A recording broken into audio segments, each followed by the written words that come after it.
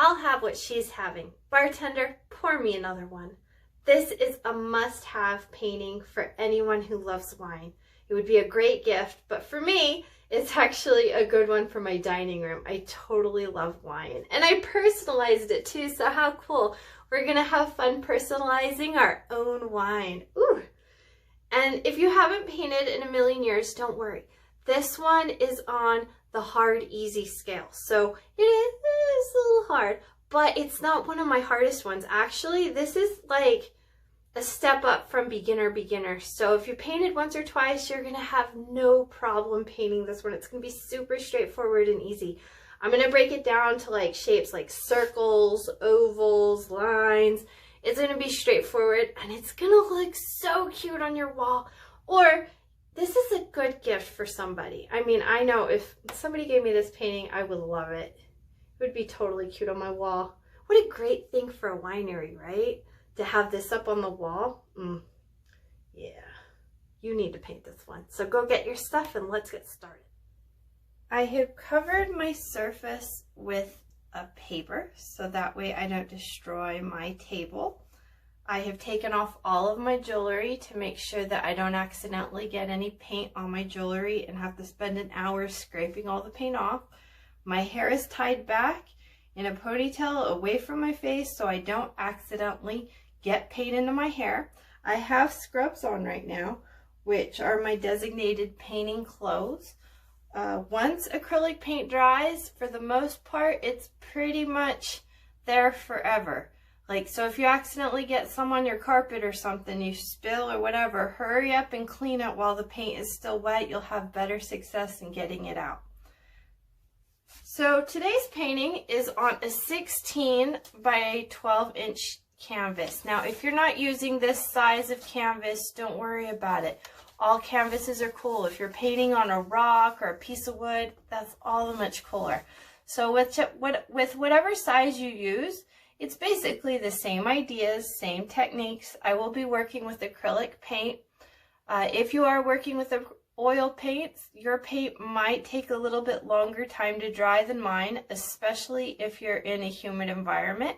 I'm in a relatively dry environment right now, so yeah, my paint's gonna go it's gonna go kind of fast because of that, and that is one of the reasons why I am so much more into acrylic paints than oil paints, mostly just due to the drying time. Now, if you need to speed things up, use your handy dandy hair dryer. I use my hair dryer in almost every single painting that I do. You're gonna need a pitcher of water. I like to use the pitcher. It's more user-friendly for me because of the handle, and it kind of curves in here, and I can use this area to bend out the paintbrushes. Much easier for me to use a pitcher. I like to use paper plates as a palette to put my paint on. It makes things way easier because then at the end you can just throw it away versus having a plastic. You're there forever trying to clean it and scrape it. And then you could get the artist papers too and all that. But I just kind of feel like with the wax papers, this having a paper plate is better for the environment in the long run. The paintbrushes I will be using are a skinny liner brush. I always have a skinny liner brush. A small square and a large square. You can use a round if you want for this painting, nothing wrong with that. It's pretty much the same thing. The only difference is if you use a round brush for this painting, you won't get, like, your sharp edges might be a little bit more difficult to achieve because, you know, the bristles are all rounded, so you'll get more of a roundy type pattern as you're doing your brush strokes. So it really doesn't matter. It's up to you. I also use tons and tons of paper towels to help clean my brushes and wash them. It makes it way easier. And also I have over here, I'm using a cell phone over here with the image already so that I have my reference to go off of. Always use a reference photo. If you don't have this one, you can find it on the website, or just, you know, you can take a screenshot of this video, whatever's easier for you to get it onto your phone or your device. But I always like to reference a photo all the time, even if it's a photograph or, you know, or the actual item itself. I always have it off into the distance so I can stare at it repeatedly throughout the process. I recommend doing that. I find better success within my own art if I do that. Now notice how in this painting I have pre-sketched out this design. I took a photograph and then I put it into I black and white the image. I used a projector onto the wall, and then I had this and I drew it out. It makes it so much easier to do it that way. If you don't have a projector, because I mean they are kind of expensive, you can use carbon transfer paper. You can also use a grid method. If you would like to be brave, you could just go ahead and freehand and sketch it out. Totally cool. So it's really up to you in what method. Now I have taken a photograph of this after I did it. I took a photograph of the actual painting itself of this to make it easy with no color and everything. And that's on the website as well, so you can access that photo to be able to do this. But honestly, if you use the actual end result painting, I find that when I do that and I take straight from the actual what I'm trying to do, I notice that my lines are way better. So if you are not going to do any of those methods at all to transfer the image, I'm going to take like about 5 minutes here and I'm going to quickly sketch it out with my paintbrush so you can see how to do this and make it way super simple. Now, I am going to go basic, simple. When you do your outline sketches, the simpler you make these things, the better they turn out in the long run. Trust me, I've done this a million times, and when I first started, I would always put so much detail and lots of lead down on the canvas, and then in the end of the day, it's like I really didn't need it. So less is more when you're coming up with this, when you're drawing and sketching out these designs, less is more with this. Now I used a lead pencil. You can use colored pencils or watercolor pencils, which would work better, but I chose to do black and white right here to make it easier for you to see it. I know that it's not coming up that perfect on the computer. I've tried to change my settings as much as possible, and this is the best I was able to get with this camera. So I'm going to go ahead and take a quick moment here and show you the basic outline. Now I'm going to add a tad bit of black onto my canvas, and I'm going to use that so it'll stand out easier. It'll stand out easier so you can see it. I usually recommend though, if, you know, so I'm trying to do this to show the lines, but if I was just here in my studio by myself painting, basically instead of using black, I would use the colors in which I'm trying to paint, but I'm kind of over here kind of saving time just a little bit by using black. Otherwise, I don't like to have my classes go longer than 3 hours, because I noticed for myself that I get kind of fatigued and exhausted with brain power, and my art starts getting really bad, and I'm assuming that if it happens to me, it probably happens to everybody else, that they get a little fatigued after 3 hours. So if at any time you need to stop or take a break, go ahead and do that.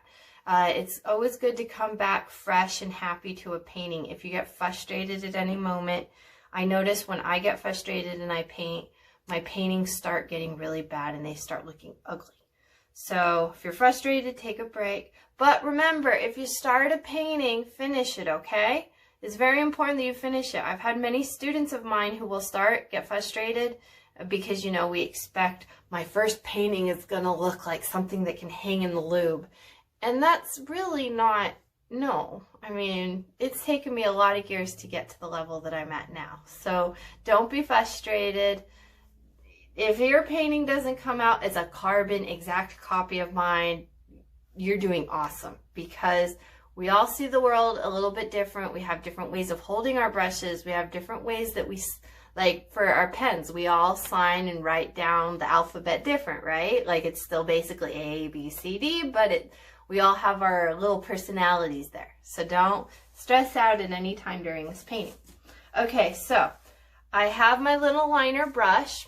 I dipped it into some fresh clean water, and then I pulled it to a nice pretty point, so that way I have a nice paintbrush to start with. I always usually always do that to all my brushes. Before I apply the brush and put it onto the canvas, I always like to make sure it's fresh, it's clean, it's pointed, all the bristles are nice, I'm not getting a lot of frays.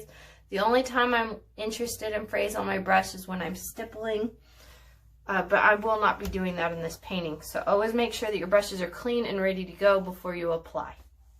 Now I'm going to lightly dip into my paint. Notice how I'm not pressing down and putting a ton of paint, just enough to the very tip of my brush. Now what I've explained here, this is what I'm going to do throughout. I'm not going to shove my paintbrush in there and then go paint with it, because then there's paint everywhere, you waste paint. We don't want to put any paint up here into the metal part of the brush, only on the bristles. Okay, so now there are 2 barrels, 2 wine glasses, and a wine bottle. Now, I always like to start with the biggest items first. Now, the biggest item first in this design is the barrel that is in the back. So here is the basic outlines of what we're going to do. We're going to come down about a couple inches, and we're going to go horizontal. It's going to kind of round a little bit over here, and it's going to come down. Right there, not all the way, just down a little bit. So we came up around and curved and came back down. Now I'm going to do the other barrel. I'm going to come over about 3 inches, so the space that I had up here, I'm going to come down here and come over just the same amount, and then I'm going to bring this up, and it's going to go vertical, and then after a while it's kind of going to curve and come around to the left, and that's as far as I go. So however far that you go with this top line coming straight to go right and then down, however far that line goes, straight down is where your other line needs to end. So we have this one coming up, curving, going to the right, and then ending. Now what this is going to do is let us know where our bottle is going to be in the painting. So I'm going to join these lines. I'm going to make them meet. Straight down, vertical. See? See what we got? So this is the line I need. If you need to adjust at any time, go ahead and adjust. If you're using a stretch canvas like I am, place a book underneath. Maybe don't poke holes if you have to adjust. You know, if you're all erasing or whatever, don't poke a hole in your canvas. I've done it a million times. Having a book under there might help you. And also, if you're putting your hand down and resting it a lot, you might stretch out your canvas. Try not to do that. It's a bad habit to get into. But if you have a book underneath, sometimes that air pocket that you have for the stretched canvas, it'll be a little bit easier. Okay, so now that we have this basic idea, now we're going to figure out where our bottle goes. Now, I am going to put a straight line up here just a little bit, and that's going to be the top of my bottle. Now, before you do this, watch me. Watch what I do. I'm going to come down ever so slightly on both sides. See how I've just made a rectangle? We want a rectangle, just a little bit. So now on both sides of my rectangle, I'm going to come out ever so slightly on both sides, and we do want it to be parallel on both sides. So we want it to come out at the same angle on both sides.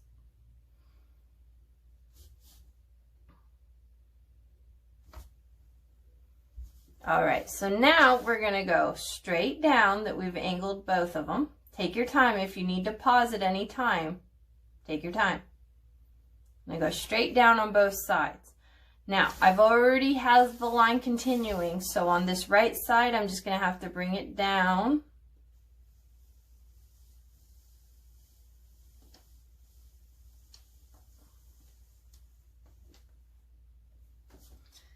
I'm going to bring it down just ever so slightly, and then I'm going to round the bottom. Okay, don't square it, round it, because the bottom of the wine bottle is round. And we are looking at this from kind of looking from the top down onto the painting, so we would see that this bottom edge is rounded. All right, so once we got that, let's finish the rest of the bottle. Now I'm going to assume there's some wine in here, so I'm going to go to about Mia. But that's going to be the line. The bottle's going to be kind of empty. I'm also going to want to do a label. Now my label is going to be off and to the right, which is going to suggest that my bottle is turned. Now you can make your label straight on if you want to. If you do things that are not perfect and that are off-centered a little bit, paintings tend to start becoming, they feel a little bit more real and more organic. So that's my label. Okay, let's see. Now let's do a wine glass. We have our bottle. We have where the two barrels are. I'm going to connect this line a little bit over here because I'm going to do a little tiny line right here just to help me to fill that line in. So it helps me imagine this a little bit better. Okay, now the wine glass. Be brave. You got this. Okay.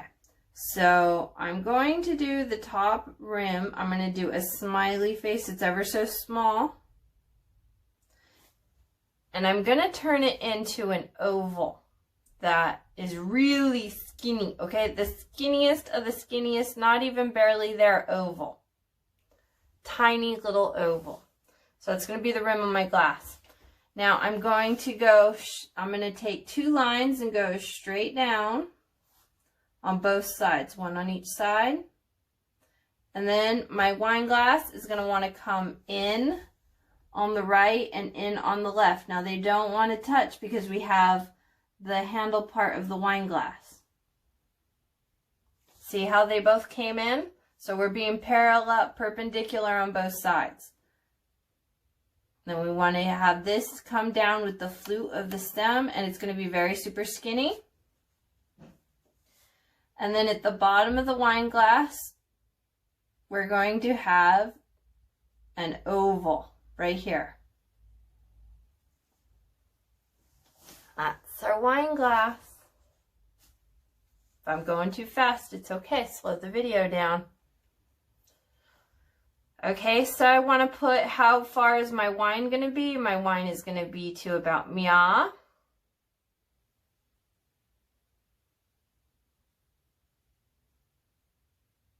Okay, now let's do the wine glass behind it. Now we want to do that oval as well again, a tiny skinny wine glass. This one's going to be behind, so it's going to appear to be a little bit shorter. So see how I did the skinniest of ovals. Now I'm going to work on the left side first, and I'm going to take from the end of my oval and I'm going to go straight down. I'm going to come down a little bit here, just ever so slightly, just a little bit. On the right, not fully, because I'm going to have wine here and I don't really want to cover that up, so don't put a line. So now I'm going to come in just ever so slightly on the left. Now I want to envision myself. I have this straight line coming down, and I would have another one. I'm not going to paint it, but in my mind it's there. And I'm going to follow it so it mimics what I see here on the left side of the paint, of the glass. So I want to feel, where is it going to come down, and then it's going to go curvy, and I'm going to curve down over ever so slightly here.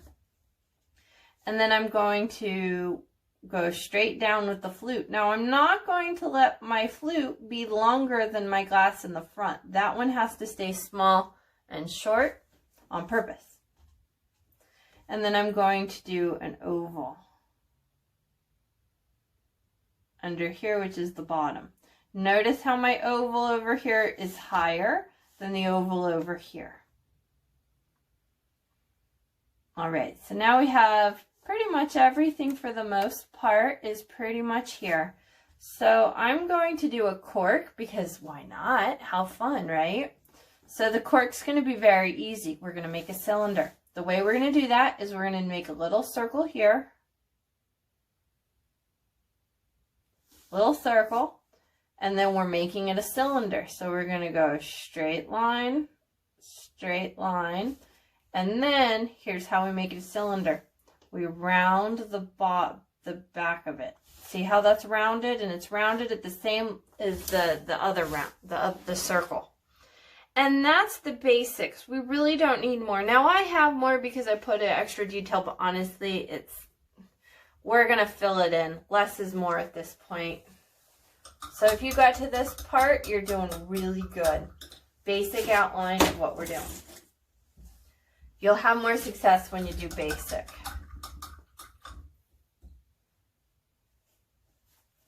All right, so I'm cleaning my brush. Now, I think it's good always in a painting to work from the background, which is stuff that's really far away, to the foreground, which is the stuff that's closer. So in this image, it would be everything behind the barrels. Now, I'm going to choose to make my background gray, just because I think it would look cool for this one. You can make your background any color you want. Just make it be something that you are not using anywhere else. So like whatever color you're choosing to use for your background, just don't let it be another color that you would be planning to use later on in the painting. Okay, so I've added a tad bit of gray onto my palette. Now, if you don't have gray, you can always mix white paint and gray paint together, and that'll make a gray. Now, the more white and black. So if you add a lot of black to your mixture, you're going to have a really dark gray. If you add a lot of white to your mixture, then what happens is your gray is going to be very light. So to make things easier on myself, I'm going to go ahead and turn the painting. You can turn the painting as well. I recommend it. It's much easier, so that way you're not like, ugh, you know. So I'm going to paint all of everything that is in the background. Now, since my canvas is raised, I like to say that I like to do the sides of the canvas first. So I'm going to do the sides, and then once I have the sides nice and pretty, and I like them, then I'm going to go paint the top. And I like to work rather quickly when painting the sides so I can get to the top, and that way I won't have a crisp line between the sides of my canvas and the top of my canvas. If you have a flat canvas, don't worry about it. You don't, this part of the painting is pretty much irrelevant. Now, you don't have to paint your sides if you don't want to. If you don't paint your sides, the painting will have this unfinished look, which can be totally cool. If you do paint your sides, it looks more finished, like you're done with the painting. If you're going to frame it, really, you don't need to paint the sides. Just make sure you get the little edges there. I choose to use these type of canvases that are stretched over wood frames because I don't have to like spend money and time and effort in building or buying a frame. And I do sell my paintings quite a lot at art galleries and art shows and fairs and different places online and stuff. And they're cheaper to ship when they don't have the frame. And not everybody likes the frames I like. They might think, yeah, why'd you put it in that frame? Or like, they're like, it doesn't match the other frames in my house. And so just to save money, time, and effort, I just don't frame my paintings. So, and really, honestly, if you paint the sides, it actually looks kind of cool that you really don't need to frame them. And then this hangs quite nicely without, I'm going to do an X shape. So I'm going to push my brush and make little X's with the painting. And by doing that, it's going to give me a really good look to the painting where it's a lot of brush strokes. I think paintings with brush strokes look pretty awesome.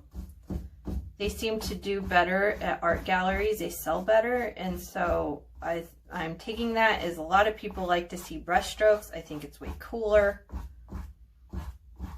So that's how I'm doing it. I'm making little X strokes.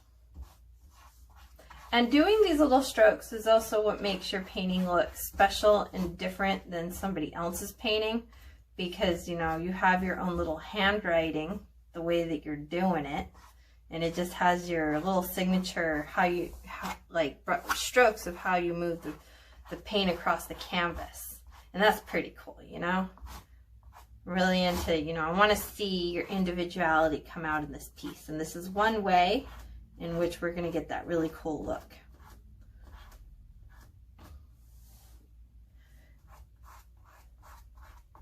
Now, I would recommend to not go over the lines of where you painted, but try to get pretty close to them.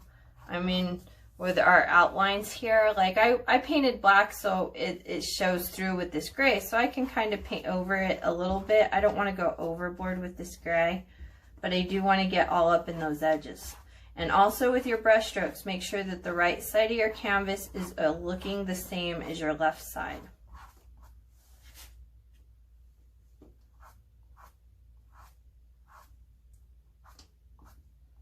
Also, the time for painting this painting is going to vary depending on your canvas. The smaller your canvas is, the quicker the painting will be. If your canvas is like really big and you're like, oh, wait, I'm not there yet. Don't worry. That doesn't mean you're doing bad or anything. If you're not on my pace, that's fine. That's okay. That's perfect. Be on your own pace. If you need to speed this up, speed it up. Nothing wrong with that. Also, I mean, if you're using a bigger brush than me, then you're going to go faster. The only goal is, if you're going to start painting, finish it, okay? It's the only goal. I mean, that's the main goal. Finish the painting. Even if you get frustrated with your painting, it's okay, because you're still working, you're practicing. I mean, I'm practicing. I'm always, every painting I do, I'm still in practice mode of, let's get her done, but let's get her done in a cool way. So, yeah, we keep getting better. And if your painting comes out really bad in the end and you just hate it, it's okay. You can watch this video again and you can paint it all over again. Paint it however many times.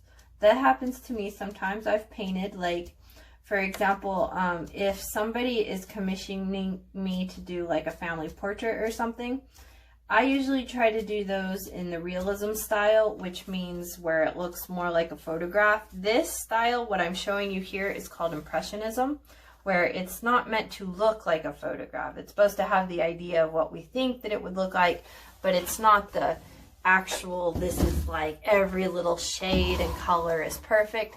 And that's what makes it more, I think, like arty. If I wanted a photograph, I just would have, you know, took a photograph and put the photograph on the wall. But when it's realism and somebody's paying me a lot of money to do like a family portrait and they want it to look like a photograph, then I'll paint it like 3 to 5 times, and then I'll spend a day or two thinking about them, and then whichever one I think is the best of the best one that I did, then that's the one that I give to them. And then the other ones I'll usually paint over and reuse the canvas, or, you know, really there's a lot of options, right? You just throw it away, really. But who, you know, if you're going to do that, it's somebody's photo. So, like, you got to dispose of it properly so it's not all weird, and then it could be messed up sometime in the future, and then they see it, and it's very disrespectful. So, if you need to paint this a couple times, don't worry about it. It's all good. I do that all the time.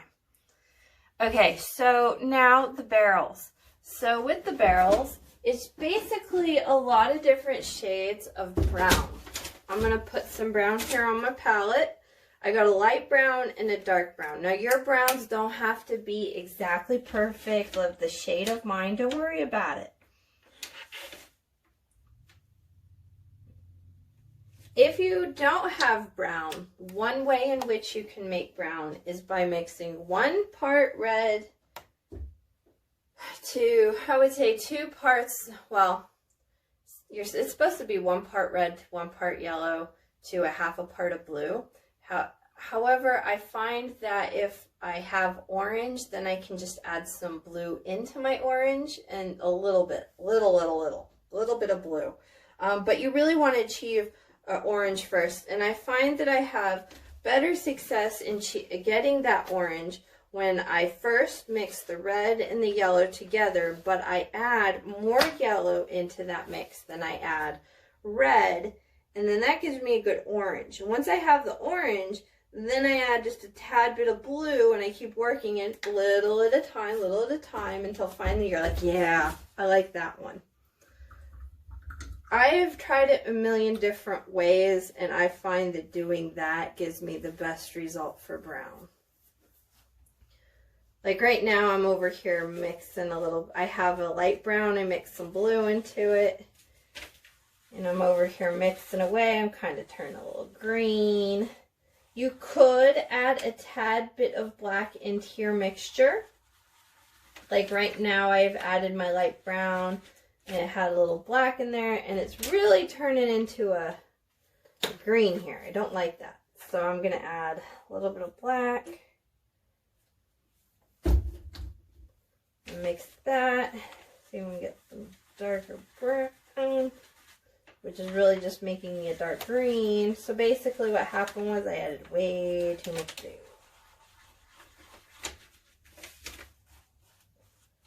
Ugh. I think I'm gonna need to start again. Yep, I got a really dark green here. I'm wasting paint.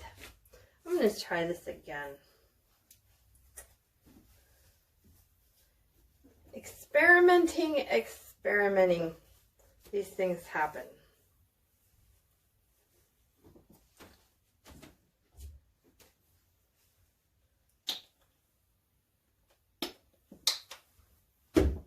Okay, so now I'm going to have my light brown. Not going to add any blue. Let's do a tad bit of black instead of adding some blue and see how we get on that one. Oh, much better, much better. Now you also have to experiment with what brand you're using, because every brand has like a slightly different formula in the way they do things. So what might work good for me necessarily is not going to really work for you because of the brand, because of their mixture and their hue ratios, how much water they have in the pigment, how much of the hue, and what specific hue did they put together to mix it to actually get to the brown that they were getting. So you're just going to have to work it. I also over here have a tad bit of gold.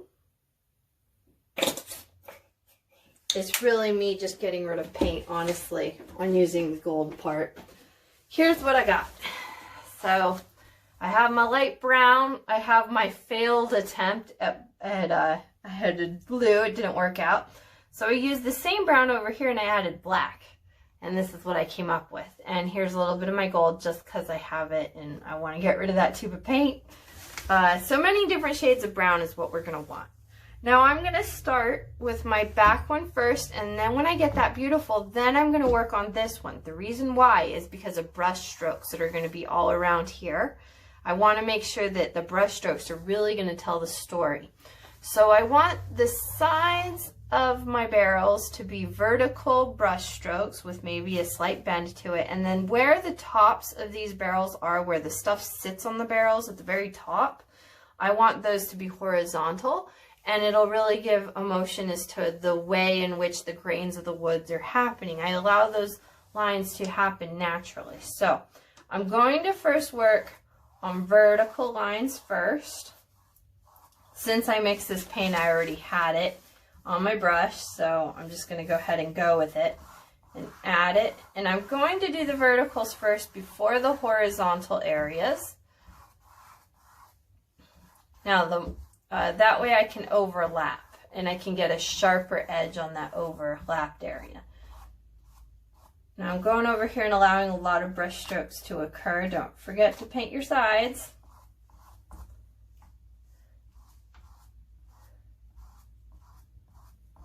Now be careful, and I would strongly recommend don't paint where your glasses are, because there's already a really nice natural white there inside the glass. That way we don't have to cover it up and put lots of layers of other colors to get that wine look in there.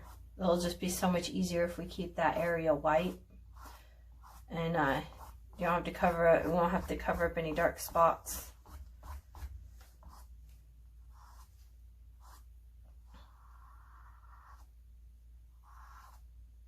If you happen, like right here, I just went over, it's okay, a little bit's fine, but try not to really overdo it. I'm just going to have to work extra hard on that little corner there to get it to want to cover and not have that brown undertone. Also remember to do the middle parts of the glasses. And this is pretty much at this point right here, it's personal preference, and just keep working it until you got something that you're happy with and that you like. Once you get there, stop. You might get there faster than me. It might take you a little bit longer than me. But once you're there, you'll know. You'll start feeling it, and you'll be like, I'm there. I got it. So just feel it out. All right, I'm gonna go into a lighter color brown now, and I'm gonna kind of apply that over here. I'm gonna overlap a little. Remember brush strokes, lots of brush strokes. The more tones of brown you have, the better this painting's gonna start looking. It's just gonna really come together with all those different brown tones. Remember to keep your brush going vertical. Vertical's always best because of the grain of wood and the shape that the wood's making. We really want to show off that the wood is going, like the planks, they're all going in one direction on the side of the barrel.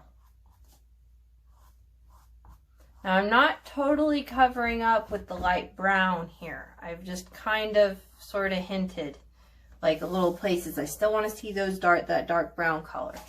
So now for me, because I have this gold, I'm going to do it again and add some more gold in there. And you will get a little bit of mixing on the canvas itself because you're applying wet paint on already wet paint, so it might blend a little bit, and that's totally cool if it blends. This gold is giving it more of like a yellowish type of a hue. A little bit of blending in the wood is all cool. It's like a fade. Don't cover up all your barrel, we're just spot checking.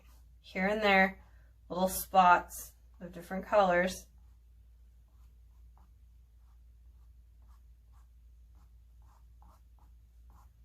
Okay, I'm going to go back in with my dark color because I didn't put some different places. Didn't put any black dark color there. So now I'm just going to go back over and I'm going to blend a little bit more. And you just pretty much work it going back and forth between the light browns and the dark browns.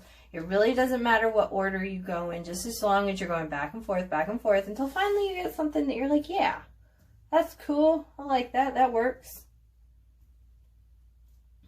Just remember to try to be very sporadic and keep your brush going in a vertical way so you get those natural brush strokes occurring.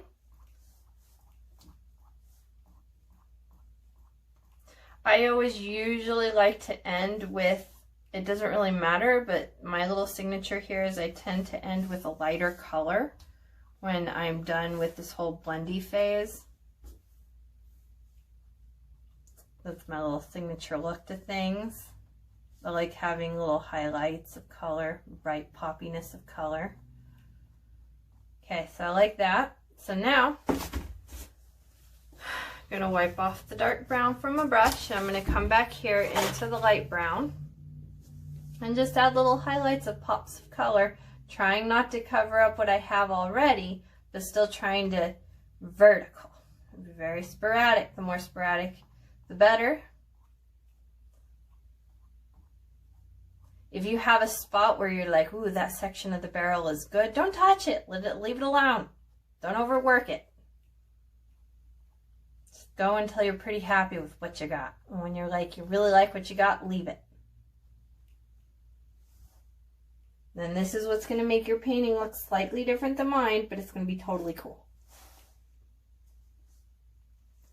Remember to paint the sides too, to be very sporadic. I'm not liking this area, so I might touch up a little bit of gold. There, break it up just ever so slightly. Make sure I paint those sides. I'm liking it.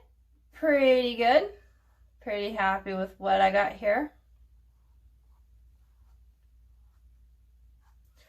All right, so now I'm going to do the top. The top, I'm going to start, I typically tend to start with the darker color and then always finish with my highlights, but honestly, it really doesn't matter.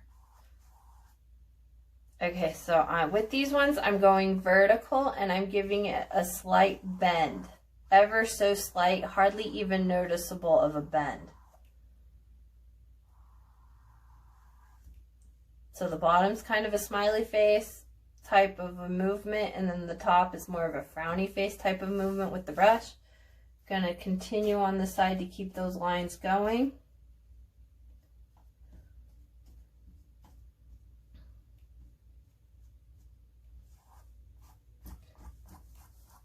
I'm gonna put some little marks in there, brush strokes, lots of brush strokes. So it's basically, instead of adding more paint, what I'm just doing is going and I'm picking up and pulling paint off. And by doing that, it's creating these brush stroke looks. And I like to make the brush strokes uniform, but I'm still keeping my strokes going horizontal. So got the dark color, wipe some of that off, go into my lighter color, and do the same thing. And just be very sparing, very, very sparing. And I am kind of caking on the paint just ever so slightly, just a little bit. You're gonna go in with a tad bit of gold, put a little bit of gold. Okay, I feel like maybe I added just too much gold, and go back into the dark, cover it up, going horizontal the whole time.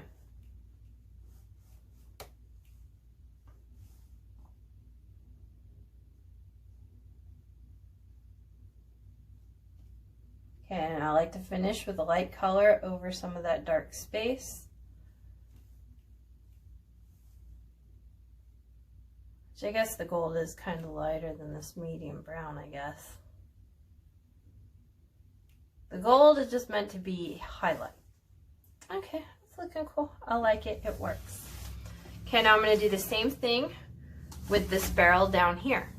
I'm gonna work on the sides.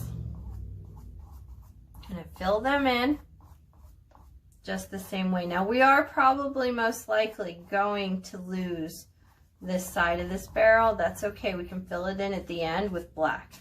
Remember to paint your sides as well, which really I should have done that first. See, here I am breaking my own rules. I'm going to keep my brush going in a vertical way so that on this side, instead of me painting horizontal and sideways on the side, I'm painting it more vertical so I can still get those lines of the brush stroke occurring. Going back and forth, making it look cool.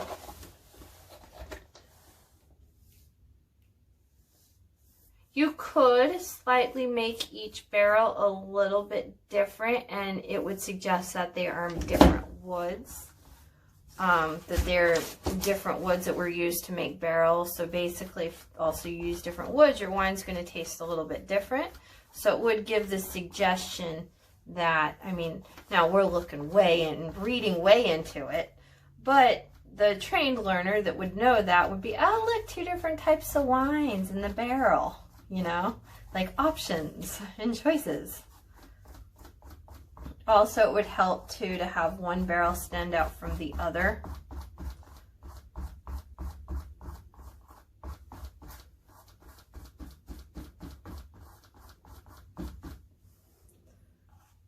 But I think for this, I'm just going to make them roughly the same for mine. It'd be like they were made out of the same type of wood. Now, I am still sticking with this one and doing random vertical strokes. I want to see a lot of different lines occurring and happening.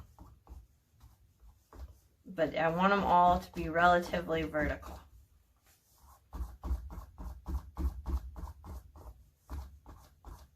Be careful that you don't paint over the wine bottle or the wine glasses.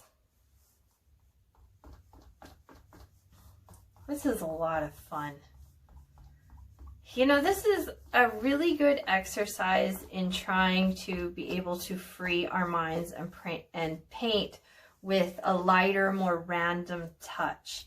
Impressionism doesn't want to look exactly like the photograph. It wants to look, what do we think and feel that the wine barrel would look like. That's what we're going for here. That's the look. We want it to look artsy and homemade. And it's going to be so much cooler on the wall because it's all like, ooh, all like homemade style. And especially that's what we're saying with this picture. That's why Impressionism really works really good with this design, because this wine is homemade. Somebody is making this wine. And so we're showing that with the style in which we're going fast here. We're not putting a lot of thought and we're not putting anxiety into this. We're just letting it be free flowing, and the lines are what they are. And it really furthers telling the story of the wine that it's artisan.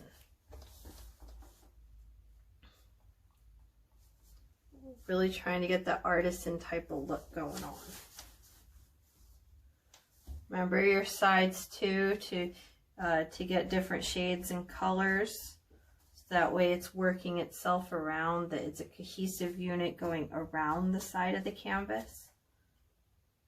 The more you blend and work your canvas without adding new colors with your palette, the more you're going to get just a straight type of wood. Now, I find that I think wood looks cooler when you have those strong clashes between light areas and dark areas and different shades of brown. The more different colors you can get in there, where you're not like blending on the canvas a whole lot, which is basically I'm caking on a ton of paint, the more it's going to start really looking like wood because it hasn't been blended. We want lots of different colors, we want the wood to be very sporadic. We're going for sporadic here. The more sporadic, the more your wood's going to come out looking amazing. All right, so I got a gist. So now I'm going to change my brush stroke. I'm going to have to be very careful because I have lots of little area here to work with. So I'm going to maybe go a little bit slower. And be very careful that you're not covering up the places in which I'm going to do the cork at the end. So don't paint over the cork right now. We're going to treat the cork a tad bit different, so it's going to pop out. So don't paint the cork at this moment, so we don't lose it. We don't want to lose the cork.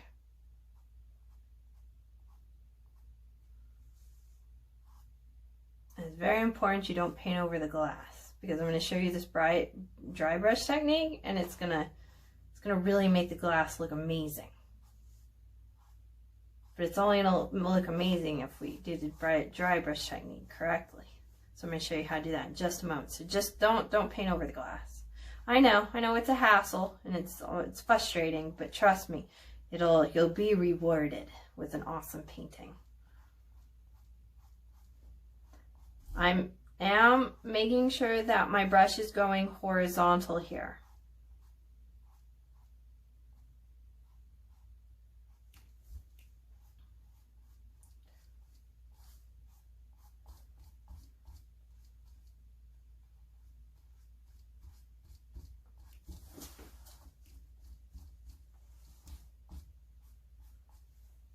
All right, so now that I've got it horizontal, I'm going to wipe off some of that dark paint, come back in here with some of that the light paint, and just touch up randomness. And this one, try to stay within the lines that we have kind of put there. Now, I can't see mine that well. I can see mine just ever so slightly. I have to really put a lot of effort to remember where my little lines are because it's getting covered up with the brown. But I still want to stay within that space of where I put these things because I want to have the brush strokes. I want the brush strokes to be very like horizontal up against vertical, so I can really see distinction between the different pathways of the wood.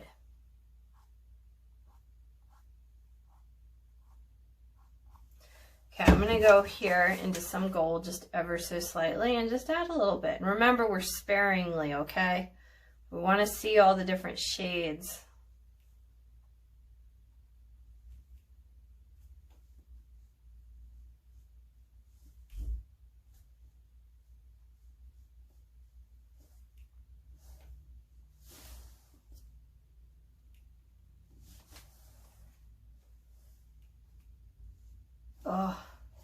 back into some dark. I feel like there was an area here where I had way too much gold.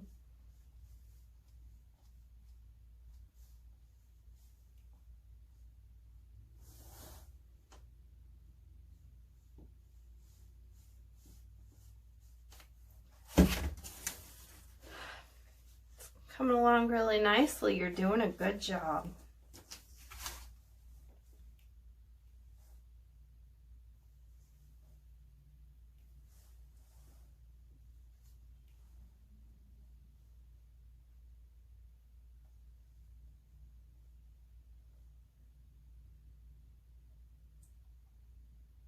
Alright, so I'm getting to a point where I'm really liking what I got. I'm going to take a moment here and dry my canvas. Now, if you're still working, don't worry. Don't stop because I stopped. Stop when you feel comfortable with your wood and that you're happy with what you have on your canvas. So keep going until you're ready to stop. And then I do recommend, though, for our next step to dry your painting like all the way. You'll have better results in this next step if your painting is completely all the way dry. So that's what I'm going to do with mine at this moment. I'm going to go ahead with the dryer, hair dryer. It can be in a high setting, a low setting. It really depends on the type of acrylic paint you're using. I have more relative expensive acrylic paint, so because of that, I really don't notice a color shift towards a lighter color. If you have a lot of cheaper quality paint that has a lot of water in it, you will notice if you use a high heat setting that it does get a little bit lighter and it's not that crisp, clear color that you want. So just keep that in mind. So dry your painting, and when it is completely all the way dry and ready to the touch, then let's continue and I'll show you the next steps.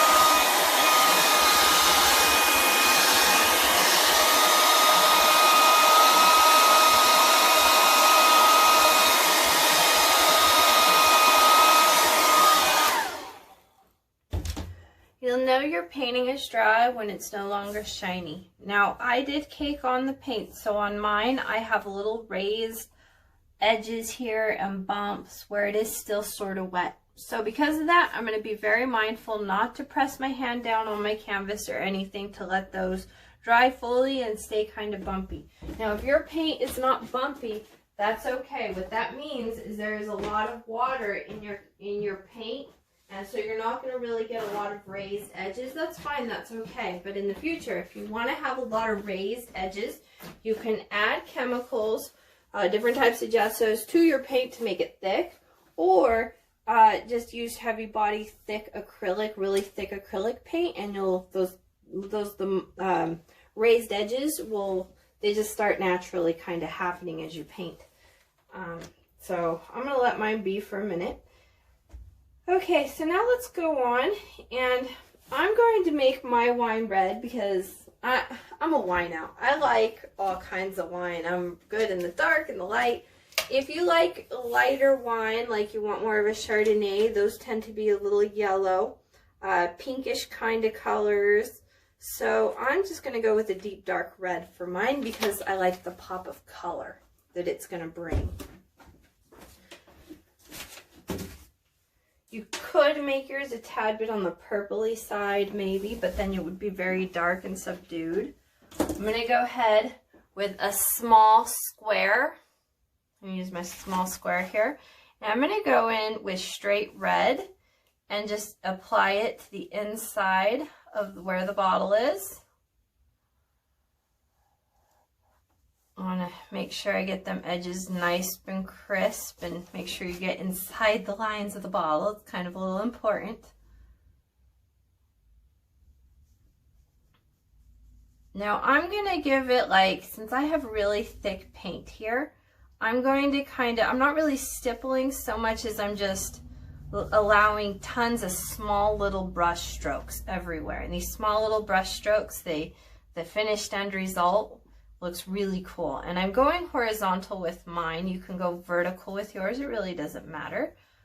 But yeah, just paint the inside here bright red.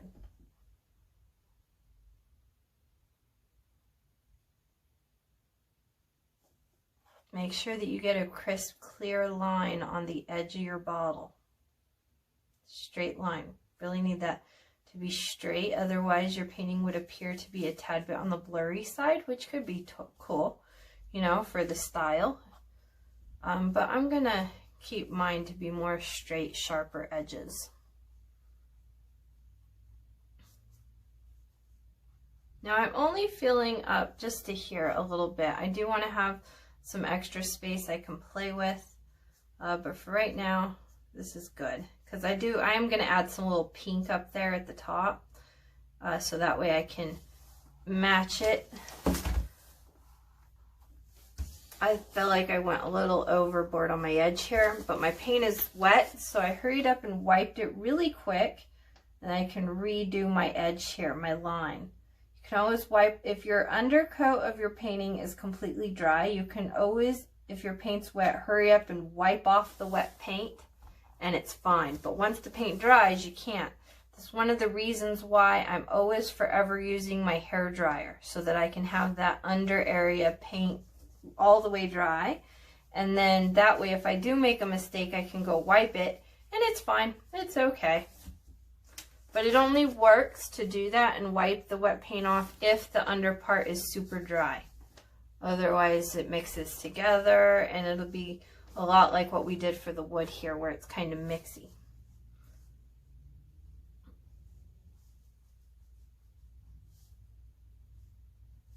I'm going to take a quick second here and turn my canvas so I can get a sharper edge.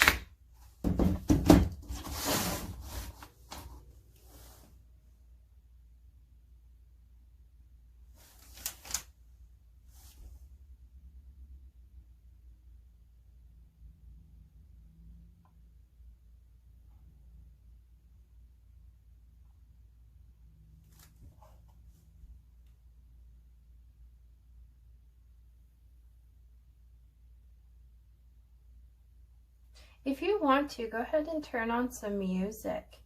The only reason I haven't added a little bit of music is because I have so many students that take my class and everybody likes different types of music. And so just to make it simpler and easier, I just didn't put music in with the video, so that way I'm not forcing you to listen to any music you don't want to listen to. So it's always nice to have that in the background. A little bit of put it in the mood. All right, so I have my wine. I like it. It's cute. When you're ready to move on, let's go ahead and do the same thing and apply it to the glass. We also want to do the same thing where we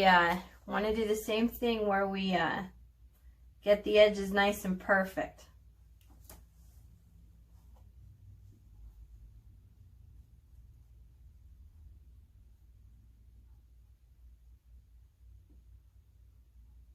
There are moments in a painting where it looks hideous and horrible until you add in the final little details. And right now I'm looking at my painting and I feel like I'm at that moment right now with my painting where it's just not really coming together right now, but it will. If I'm patient and I'm going to add all these things, you're going to notice it's going to start coming together, but it really doesn't start coming together and being super wow until the very end with the final details and the final touches. So if you're stressing out right now, don't worry. We're gonna make this better. This painting is gonna become way cooler the more layers that we add on top of it. Remember, turn your painting if you need to, if it's easier for you to get those straight lines. If you went over with your glass in some of the brown area, you might need to allow your red paint to dry. And then once it's dry, add a second coat, and then you'll start getting that more vibrant color. One thing you could do, if you're feeling that it's just not working, allow your paint to dry the whole way. And then cover the glasses with white all over again. Paint all over white. And then once that dries, then go back in there and add the red. You'll notice that your red will be poppier, more vibrant, brighter. But that was the reason I left my glasses to be white under here. So I'm not getting that brown shining through. I'm getting a little bit of the white shine through, and it's allowing my red to be very super vibrant. I find that the trick in painting is just allowing the paint to dry. Honestly, that's a lot of the secrets as to why things work the way they work. Especially if you have to add second and third coats on there, they have to dry fully, and then they just work out so much better and they look better in the long run. So allow each coat to dry between application. And if it's brown where your glass is, go ahead and paint white. Get it a nice good white solid color, however many coats you need. Let them dry fully, and then once they're dry fully, then apply the red. It's almost like erasing and starting over. All right, so I did the front part and I did the back part, and I think it looks pretty cool. Now I'm going to make the top area of my wine glass and my bottle a little bit of pink. Now the way I do that with the red that I have is I'm just going to add some white to my palette and add a tiny bit of white, and I'm going to mix in the red with the white, and then that's going to produce a pink. You could take out some pink if you have a tube of pink, but you know, if you already have some red on your palette, don't waste your paint. There's already some red. So I'm going to mix with the white over here, and I'm going to get a pink. The more white you add to the red, the lighter your pink will appear. The more red you add to the white, the darker the pink's going to be.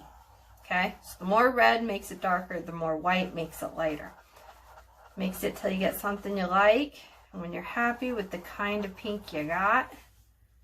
And if you're not using pink, let's say you're using, like you're making a Chardonnay or a different type, you have like a yellow wine or you're having a pink wine, just make your pink even pinker if it's a pink wine. If you're kind of got a deep dark purple wine, then go ahead and just make a lighter purple. And all you got to do is whatever shade you're working with that you put in your bottle and your glass, just add white, mix it, and it'll make it a little bit lighter.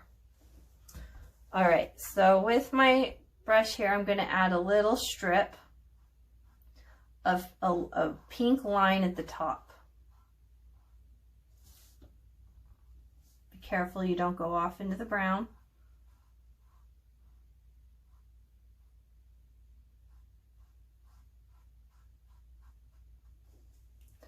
Going to do the same thing, just a little bit over here. Now it is an oval. Okay, remember, they're ovals here. So yeah, it's a straight line across, but it's still kind of ovally. Ever so slightly, the smallest oval. I'm going to do a little bit of that into this glass over here. And we want the ovals to be the same thickness.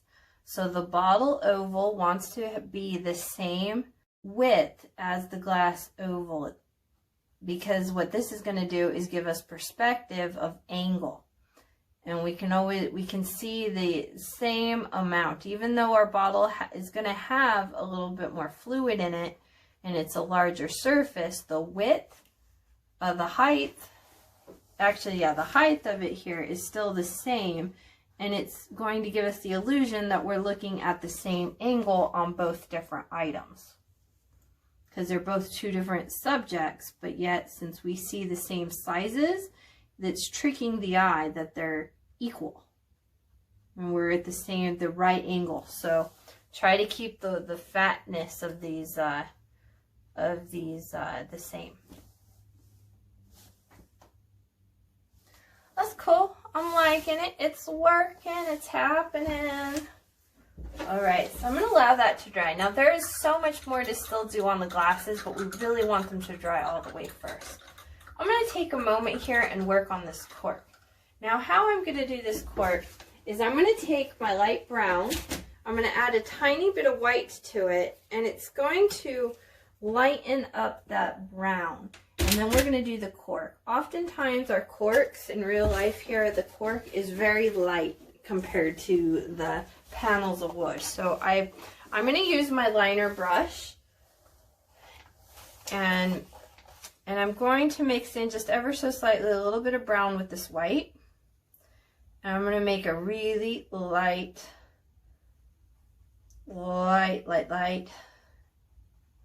cork.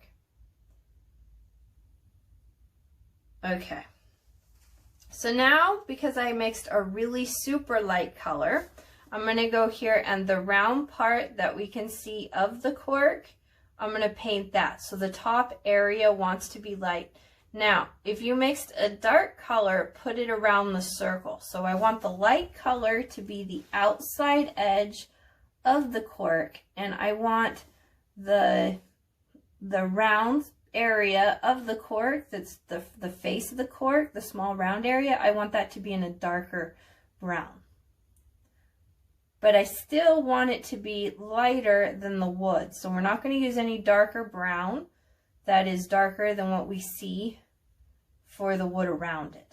So I added a really light coat on the side. I'm going to add a little bit more brown into here and mix it with that white and see if I can get a slightly darker shade.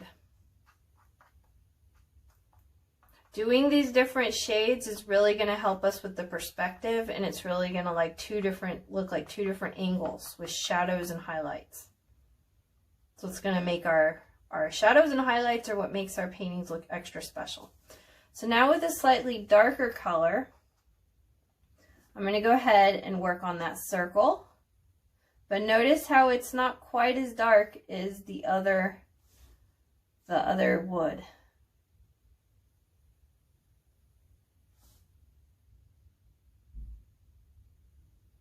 If you need to make your cork a tad bit bigger and really go around those edges, go ahead and do that, but still try to, keep it relatively small. Just make sure that you're really getting the different colors there. So I'm going to let this dry for a minute. We're going to come back and work on it and make it extra corky. But for right now, let's go ahead and just leave that the way it is. I'm going to wash my brush. Really good, get all that color off. Might take a couple times. All right, so now Hopefully by now your wood panels should be pretty dry. So we're going to go and add some extra details that are going to just give it a little bit more of a pop of like, so we can, more details. So I'm going to go ahead and I'm going to add a metal rim around the panels. So like when they make the barrels, they use like metal to try to help get them to be like all together. They nail it in and stuff, and they weld them and everything, and they get it nice pretty edge. So I'm going to go ahead and with my liner brush, I'm going to go around the edge here, and it's just going to be sideways.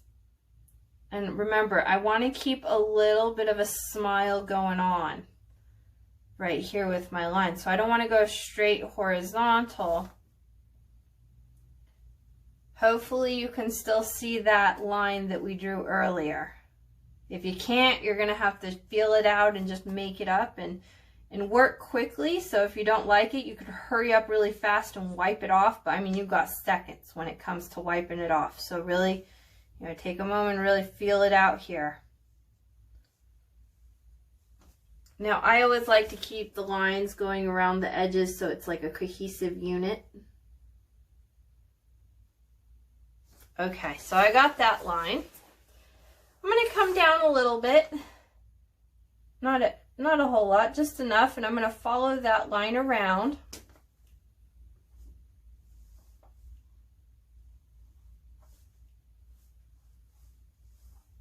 Make it a little thick, maybe an inch thick. I'm going to fill it, and then I'm going to fill it in with gray. If I get brush strokes, all the better. Now I am keeping my brush going horizontal here so that I have brush strokes that are horizontal, and because I have really thick bodied acrylic paint, it'll make the paint will be a little raised, and those lines and bumps in the raised painting will start happening naturally, and that'll really help out with the look of this painting. Make sure you have it rounded over here on this left side. We want a little bit of a roundiness, like it's coming up and around.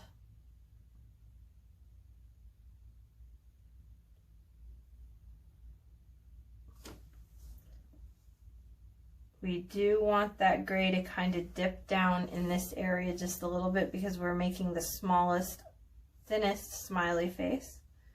It's going to kind of come down in the middle here.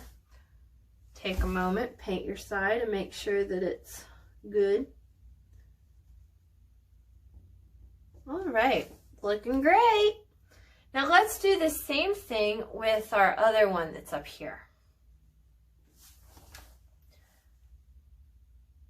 I can't see my edge, but because I did do those horizontal and those vertical strokes, I can kind of have a gist of where those lines should have been.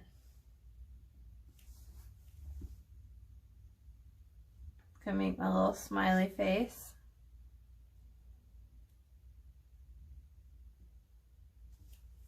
And then I'm going to now make it a little bit thicker. Now, because it's further away, it really should be a skinnier line, like smaller with the width. However, with this angle, because we can see the angle of here with the pink, that we're kind of up high looking down onto this, we can still see that there's one in front of the other, so it's more suggestive that there are two different sizes of barrels here. The one behind is slightly larger. So because of that, it would make sense that this little metal piece would also then be slightly larger as well. So therefore, they can be roughly the same size from what we see, because they would be the same width, because of this one would be a like bigger one. Now, had these two have been the same size of barrels, we would have wanted this one behind to be just ever so slightly smaller, skinnier, because then it'll show depth with perspective. Things get skinnier and smaller the further they get away. Unless the object, if they're, you know, it's all in the same size, or whether one's bigger than the other. And that really helps you get this 3D look. When you keep those ideas it helps you get this 3D look in your paintings. This was really prevalent during the Renaissance era, this style of having perspective. Leonardo da Vinci, he did it like all the time. There's a lot of artists around his time that are very popular. I wrote a book on it about perspective. If you want to check it out, it's on the website.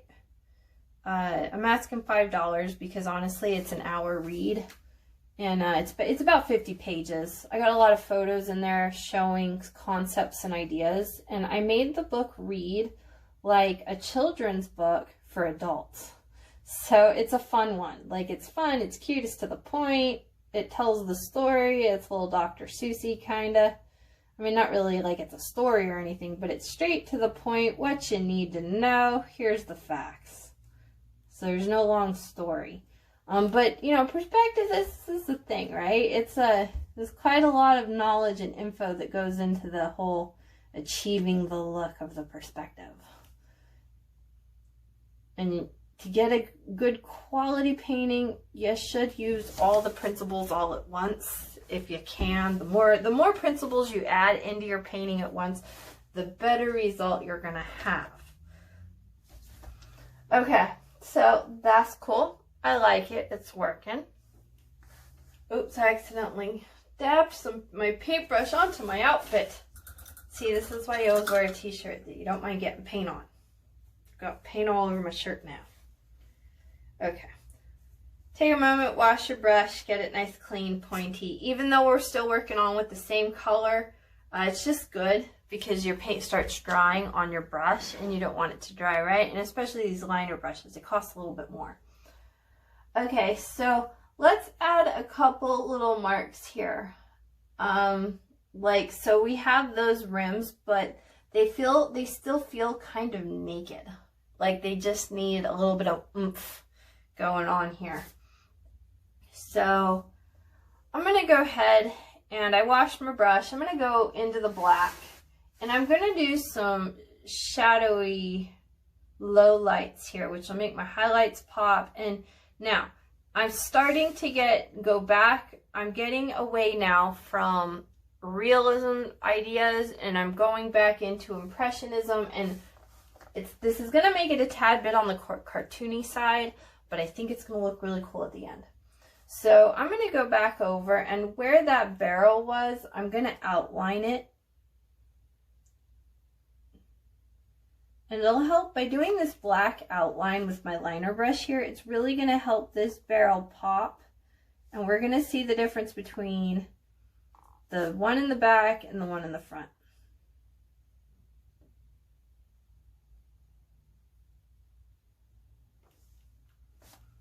And I'm going to take that black line and I'm going to work it along the top as well. I don't need to go where the metal is because I can already see the gray and the brown is different. So I'm going to skip the metal and I'm going to come up and around. Hopefully you can still see your line. If not, you're going to have to be brave. And if you don't like it, let it dry and then cover it with brown. Don't do a line over your glasses. Keep that part of your glass white. So we're going to take this liner brush and we're pretty much outlining, for the most part, everything. Make sure that it goes cohesively around the side of the canvas.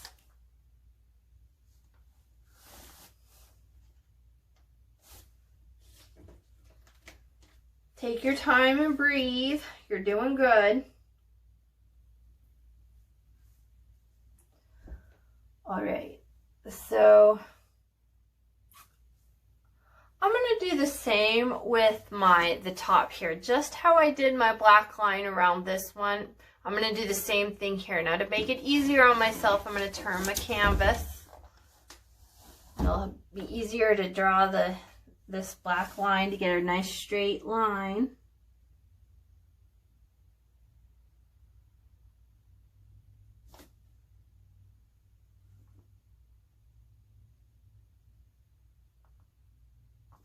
Remember to breathe.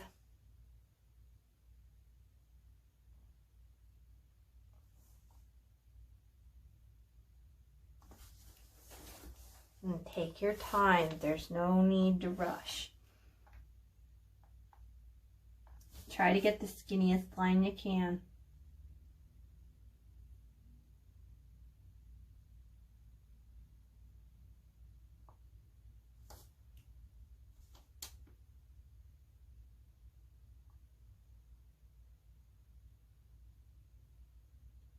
Now around this metal, I'm not going to go over. I'm going to kind of skip a moment and then come back down to the wine bottle. You know, I can see my red. I want to do the wine bottle, but I see that I can see that it's, the red is still wet. So I'm just going to let that be for a minute. Okay, so here's what we got. So now we can see the definition. It's really coming to life. Now let's go ahead with our barrels and make them extra barrel-y. So I'm going to dip in some paint. I'm going to come down here just ever so slightly, and I'm going to give it a little bit of curve, not much. And I'm going to go kind of like 2/3. A little bit of a line, keeping it, trying to smiley face it just ever so slightly. So it's kind of like a small angle. I'm going to come 2/3 over. And that's about it right there.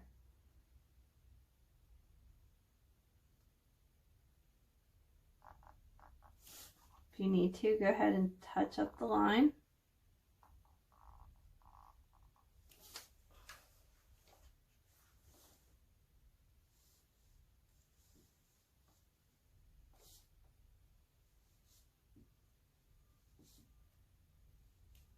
This just gives more in your painting. That's really all we're doing. We're just more details and more. I'm going to do the same thing. I'm going to add another line here. It's going to be a horizontal line. I'm going to follow it through onto the other side.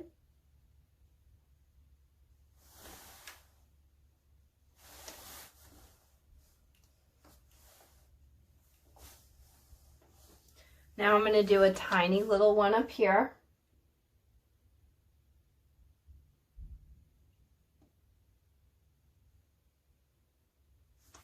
So it's almost as if these were both one, but I'm not going to cover that middle part.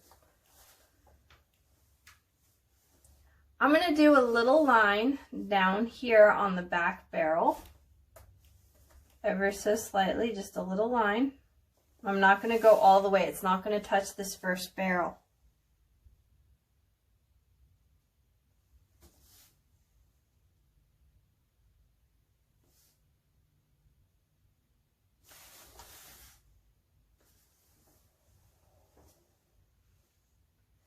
Now I'm going to do kind of the same thing for the barrel that's behind. Just like I did these black lines here, I'm going to do it up there. I'm going to do 3 on each side. Of course, I don't know. Maybe I'll only do 2.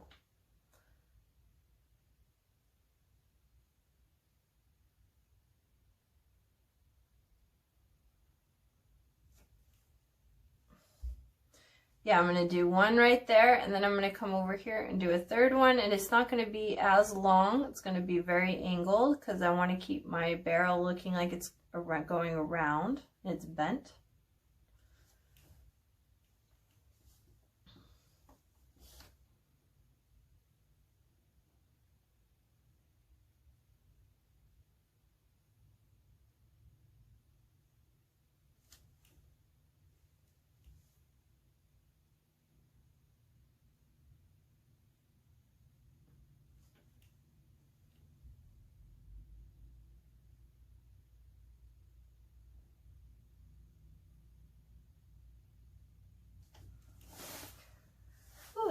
It's looking nice, slowly but surely. Now I want to imagine like this is wrapping around to the other side. So I'm going to skip some space and then I'm going to continue going with my little line. So I got this one. See how it's like if it continued? I'm going to do the same with this guy.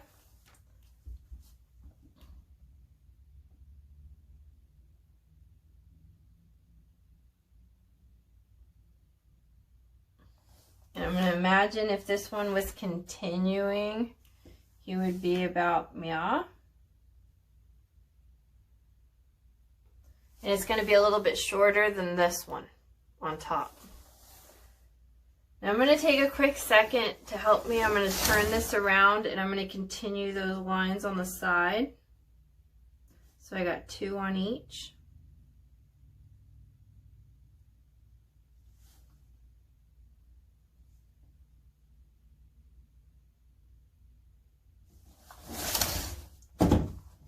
Now, it's coming along. See, it's coming slowly but surely. It's happening. You're doing a good job. Okay, I'm gonna do one more to help this barrel pop a little bit more. And on the top of both of these metal areas, I'm going to do a black line. I'm gonna make it easier on myself just a little bit in terms of painting. And be careful, this is wet, so don't be putting your hand down on anything.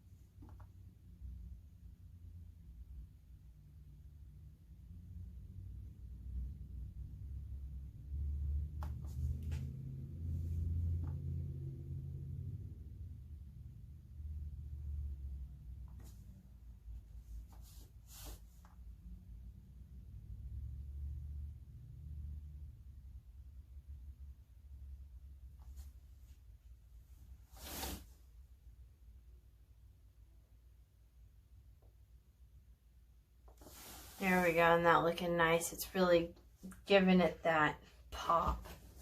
I'm going to do the same thing to the top.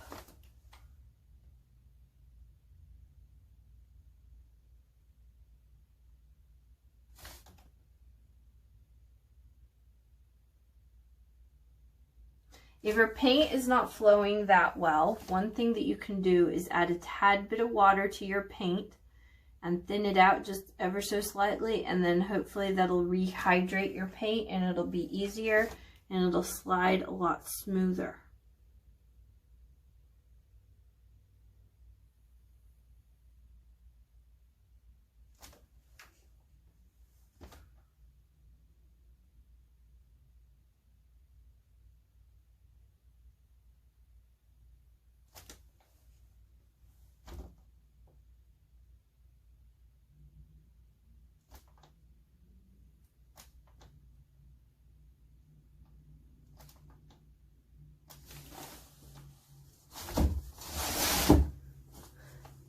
Look at that, isn't that, ooh, it's happening.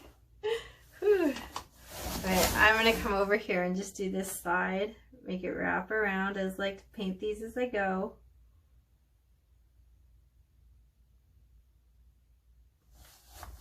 All right, so we've got this. I'm liking it. It's coming along really nicely. I want to do more, but my red is all wet, and I want to work on the cork and the black and the gray. It's so much wet on here. So I'm just going to take a quick moment and dry my canvas all the way. I recommend at this point, when you're to this step, go ahead and take a moment and dry your canvas.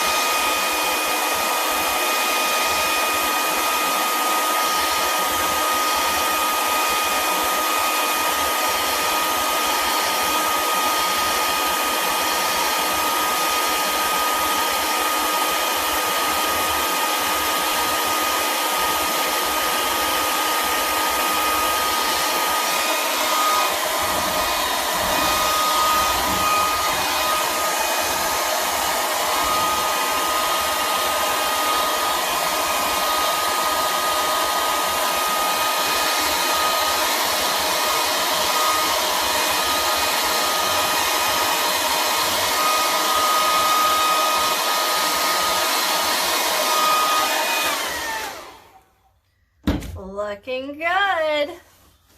Okay, so I'm going to take my liner brush and I'm going to do some little highlights. I'm going to go back in with my gray and I'm going to do the gray marks that are going to be on top of all of the black lines I did, and they're going to be on the top side. So for example, this one has a gray mark on top. And all this is like highlights of the shininess of the metal that they would have put. So it's just, we're suggesting that there's a metal piece here. That's the whole deal of Impressionism. We're suggesting to the eye of what should possibly be there, but we're not telling the eye, we're not giving the eye all of the information. The eye still wants to do some work and figure itself out on its own. So that's what we're doing here. We're just giving a suggestion. And then the eye and the brain is going to fill it in to everything that it should be, where it is.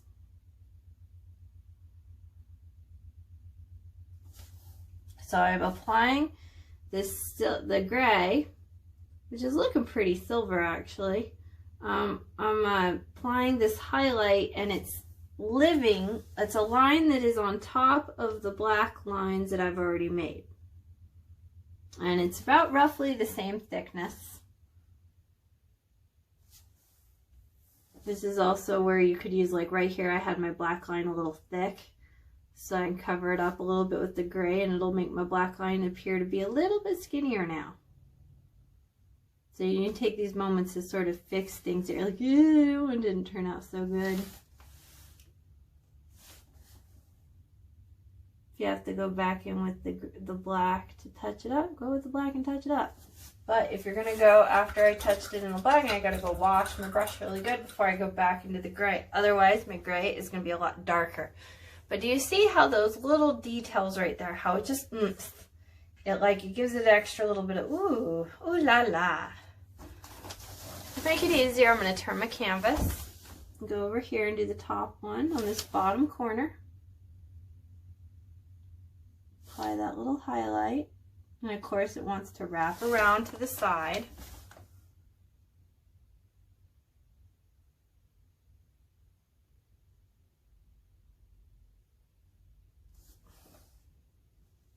I'm going to do the same with these guys. So pretty much every single line. The only ones that I'm not going to be doing this on are the ones that are at the top of the big gray one that we made.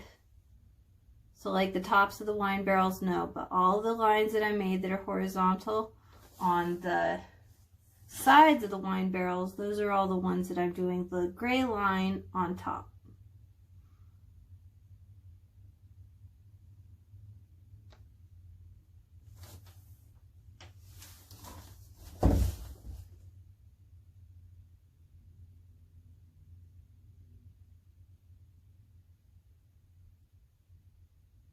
You're doing good. Keep it up. If you're feeling a little fatigued right now, like your brain is on overload, you're doing awesome. That means you're giving this painting your all. I'm feeling a tad bit fatigued myself. That's quite normal at this point. Remember, if you turn your canvas, like I'm doing it upside down right now, remember to keep in mind that you still want it to be on the top. So it's not on the top now. Now, since I turned the canvas right here, it's really on the bottom from the way that I see it. Doing this will help the illusion of the way that the light is bouncing off of these objects and how we're seeing it. So the tops, all the light is like shining down, because we're looking down at this image. We're very sideways, but there still is a little bit of a downward glance that we're approaching, how we, like where the viewer is standing from this.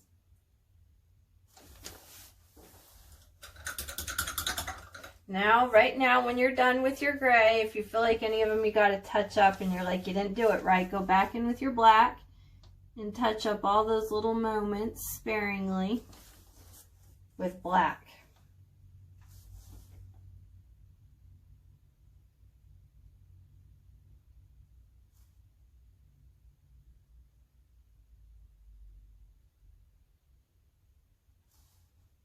All right. Woo, look at it. Oh my goodness, beautiful. Yes, you're doing great. Okay, so now we have the bottles and the glass and the cork. Now I'm going to make my glass. You know what? I think this accidental sad color I made, I think I might use that. Yeah, let's see how it goes. So I'm going to wash my I'm going to use my small square brush. I do want my wine bottle to look slightly different than my glasses because the glasses are shiny glass that I can see through, and the bottle has been colored and it's got a little greenish bluish tint going on here. So I'm going to do a dry brush, go a little bit vertical. So pretty much everything here, I'm going to turn this to make it easier on myself, but pretty much the brush except for where the label is. We don't want to paint the label.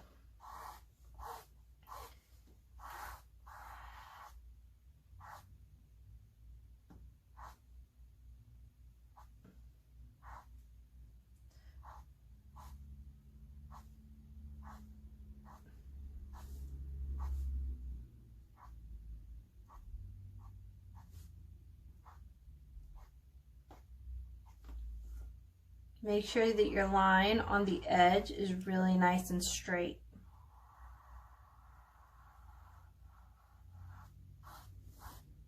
Okay, now while my paint is still wet, I'm going to come over here and do little brush strokes and really wipe it a whole bunch. Without applying more paint, I'm just wiping across with the paint. And it's going to give me a lot of brush strokes. And those push-pull ideas where I'm applying paint, but yet I'm kind of pulling it off with the flicking of the brush. It's really going to give me a lot of cool brush strokes. They're going to look awesome. So we're kind of flicking, wiping the paint and flicking. You got to do it when it's wet. Once the paint dries, you can't, the look, it just doesn't happen anymore.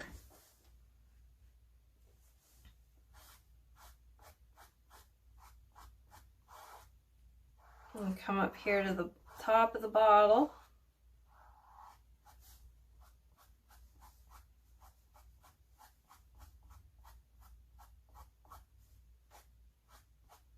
I am trying to keep my brush going, and right now for me it's horizontal. If I was looking right side up at my painting it would be vertical, but I am trying to keep all my brush strokes roughly the same. Like right there I had to turn just a second, but I'm immediately going back over to get those brush strokes to be all going in the same direction.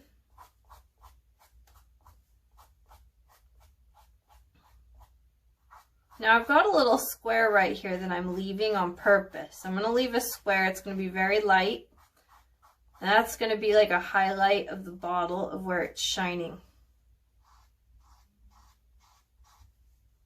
So I've got two squares. I got the big one where the label's going, then above it I've got a tiny little square, and I'm going to leave that as a highlight.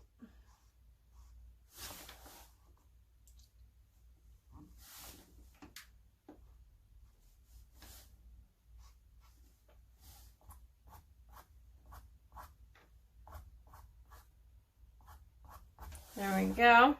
Looking great. Now with this highlight, I'm going to take the remainder of the paint that I have on my brush, just a little bit. I'm going to come into this white and I'm going to mix the ever so lightest color of that color that I just had to create the bottle. So it's going to be way lighter because I'm not adding any of this color in there, not adding any of it. I just took what I happen to have already continued to have on my brush, adding it into the white, and then I'm going to go over here and just put that there, and that's going to be a highlighty little area of the bottle of where it's shining.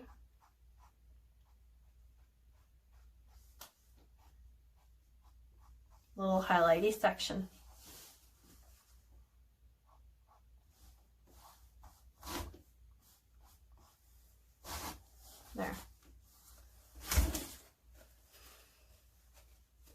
if you need to, you possibly could go back into the other paint. Maybe touch up that corner ever so slightly. Make it boxy and square. Really light though, less is more. I'm dry brushing right now. It means I'm hardly adding any paint whatsoever. There we go. So now I have a glow. It looks like a glow. I got a glow right there on the bottle. All right, so that's pretty cool. Got my little green. I got a little line here. I'm going to take this lighter color I made and just in some of the spots where it's a little dark, I'm going to apply just a little bit of line, just a little bit. Okay, we're dry brushing, less is more on this one. And I'm just breaking up where some of the areas are a tad bit on the dark side. I'm just going to break it up just ever so slightly with this lighter color. And that'll give me some more shiny spots in my glass.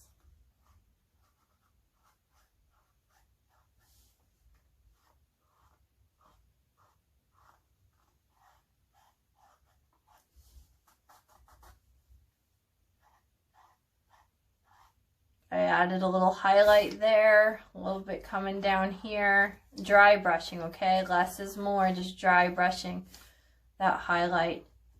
Adding a little bit more on this box. And this is how we do glass. So it's basically the whole gist of the whole thing. Dry brushing. That's the secret. Now, it is suggested that we continue with the rest here to continue the look just ever so slightly. So if your red is it's dry, it has to be dry, we're going to come over here and we're just going to dry brush. We're dry brushing, that's all we're doing. So I added a line there and I'm going to add some down here and I'm going to dry brush.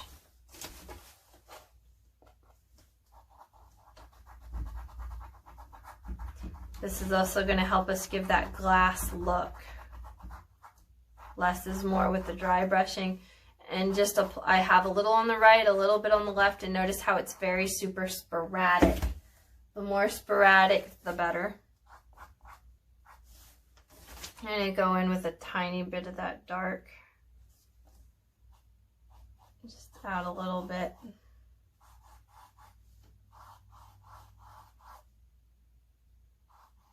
A little bit here. Don't want to cover up all the red and I don't want to cover up all that blue. I just want to have just ever so slightly.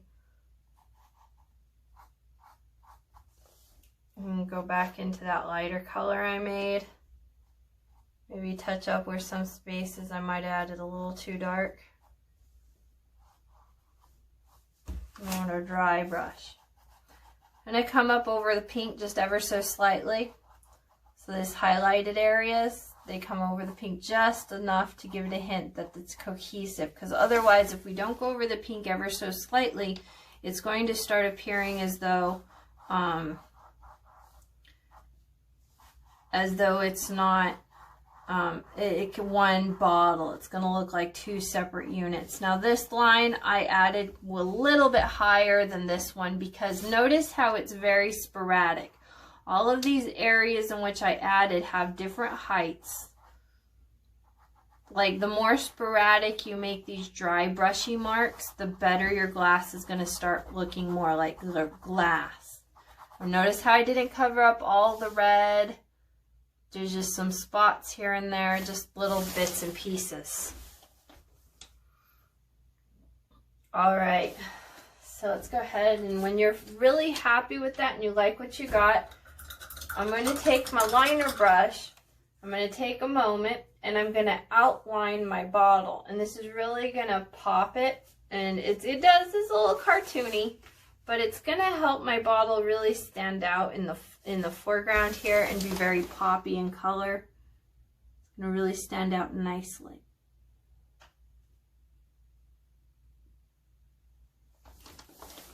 Take your liner brush. Every time that you do little lines, the skinniest point. And remember how I told you at the beginning about washing your brush, making sure it's in a nice pretty point, and then paint with it.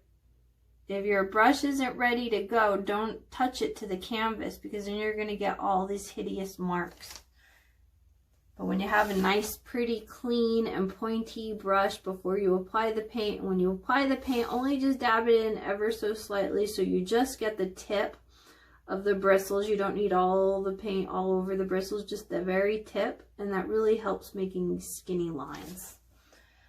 If you're having more, like a really hard time, practice on a piece of paper with your line brush and just like make horizontal strokes, vertical strokes, go in circles, and do like, just like how when we learned how to do the ABCs and we practice writing them on a paper, do that with a liner brush. When I was at the university, I literally had a professor that made us do this, like a lot, a whole bunch. And so because I did all that practice, now with a liner brush, I have so much more control. I feel comfortable. I feel that my lines are good. I mean, I'm still, you know, we're still practicing and getting better. I was working on the craft. But the practice that I had doing that, I just feel so much better now.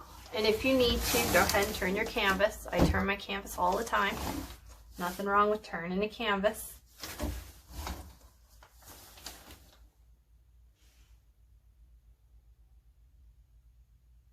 I haven't practiced myself doing that for many years. However, the flip side is I'm painting around 2 to 3, sometimes 4 paintings a day. This is my profession and the only way in which I do make money, and teaching classes and selling paintings and stuff. So because of that, I'm putting a lot of time and energy into this. And so because of that, I'm using liner brushes every day for at least an hour a day. But however, if this was more of just my hobby, then yeah. Oh, I would, before I use the liner brush, I would be practicing with a paper and a pen and doing some warm-ups. Always.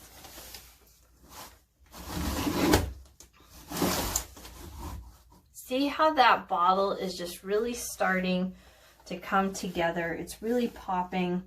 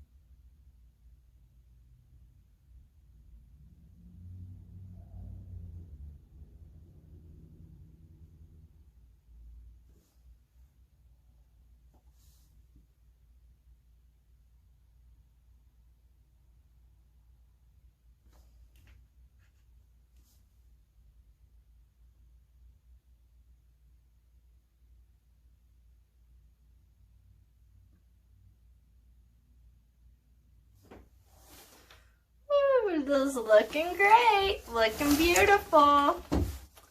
Okay, I'm gonna take a moment here and I'm gonna work on my label. Now, I normally always, well, almost pretty much every single painting I do, I'm gonna outline this square.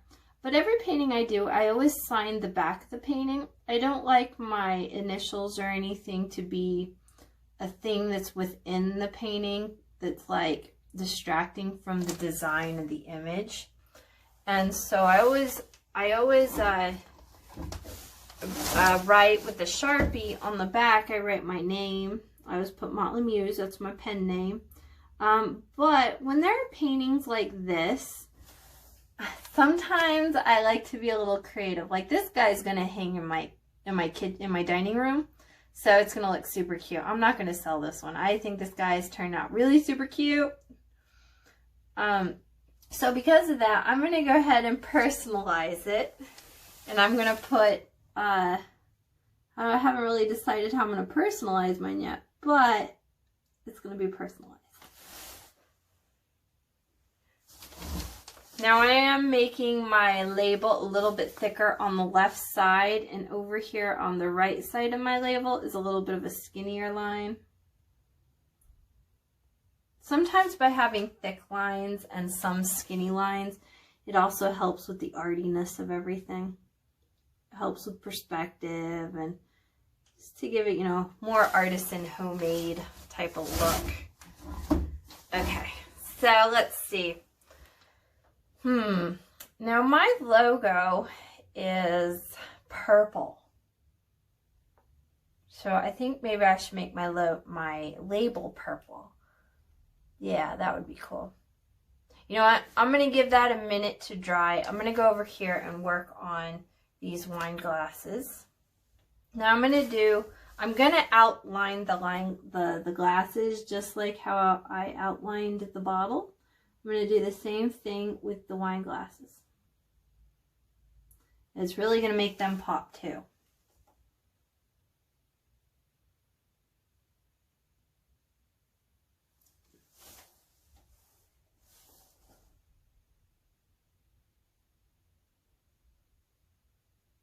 So with your label, I'm going to personalize mine that suits me and my house. But I want you to take your label and personalize it to your home. I mean, if you, let's say you own a winery and you're doing this to be really cool, so it's hanging in your shop, put your shop's name on there. Or maybe if you're like date night or something, or it's a present, you want to honor somebody, use their initials or something, just something that is special to you. You could paint an image on there. I think I might keep mine pretty simple. I do think, though, I have noticed that I feel that labels, when they are very like a simple construction and they're not really busy with like items of interest of things to look at, I noticed that those type of logos and things are more eye-catching. So I'm going to keep mine very simple and add the elegant look.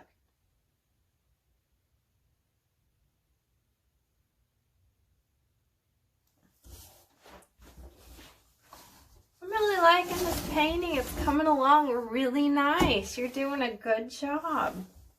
When you're done with your painting, if you would love to share it with me, oh my goodness, I would be all into it. I totally want to see how your painting turned out.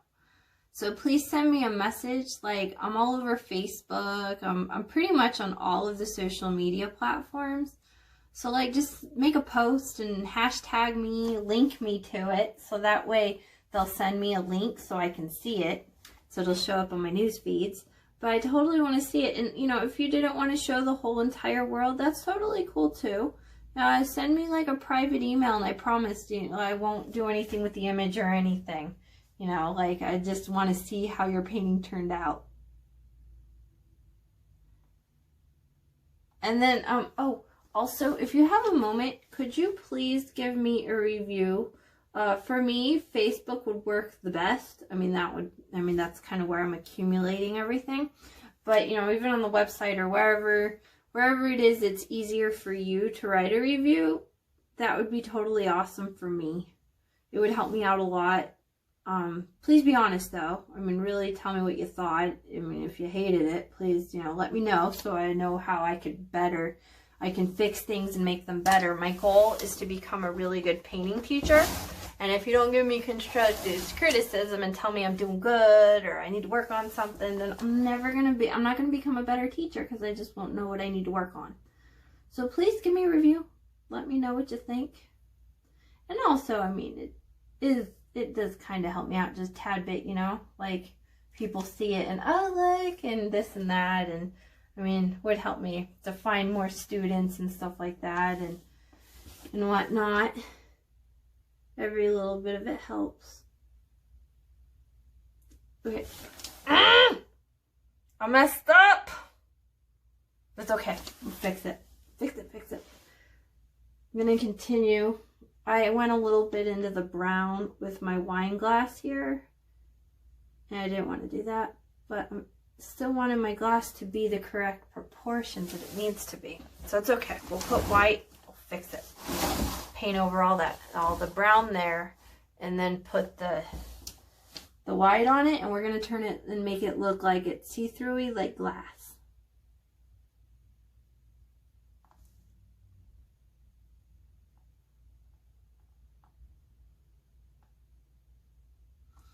There we go.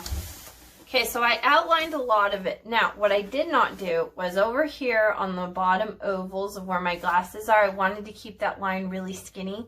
So I basically just did not touch over that. I just let it be so I can keep that skinny. I do need it to dry for just a moment before I start turning it into glass, just like what I did over here. Now, with my cork, you could, if you wanted to, you could maybe put an initial for a brand. I've seen that. I'm going to wash my brush, and I'm going to go into my dark brown. And I want it to, it's a cork, so I want it to feel as though there's like little holes in it. So I'm going to go with my dark brown, and I'm going to add little dots. Little dots. And they don't have to be perfect little dots. They kind of want to be messed up dots because it's corky. Okay. And then I might have added a little bit too much dark, so that's okay. I can go, I'm going to wash my brush. I can go back in here and use the light color. And then go back over some of those little dark spots. And then, oh no. I had a little water drop off of my brush onto the canvas. If that happens to you, use a paper towel to absorb some of that extra water. And if that ever happens to you, I recommend as soon as you notice it to try to dry up some of that water, because if your paint is not all the way dry and you have a little bit of water come down, then what's going to happen is your it's gonna make a hole. The paint will kind of dry up and everything, and then it'll make like a hole there, and it won't be that cool.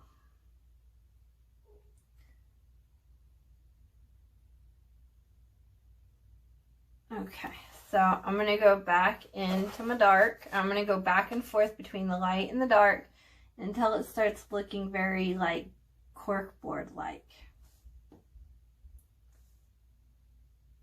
Very corky. Lots of holes, highlights, and shadows.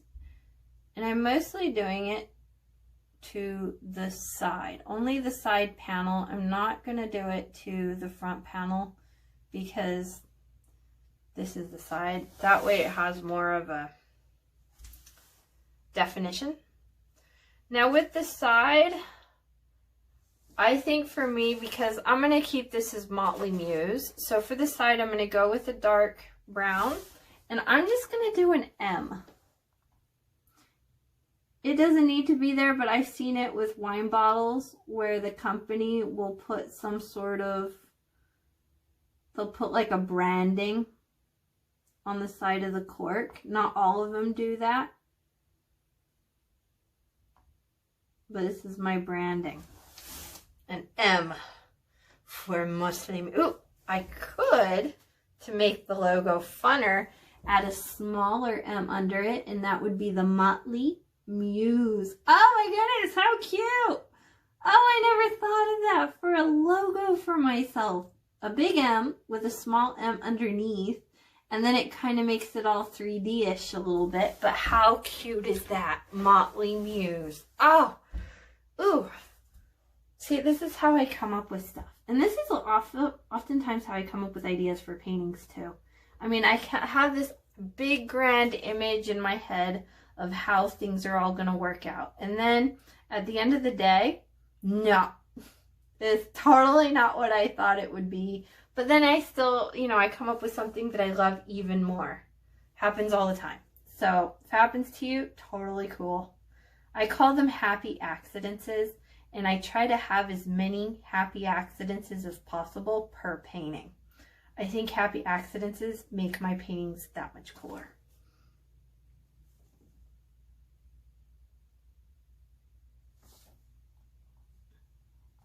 There we go. There's the cork.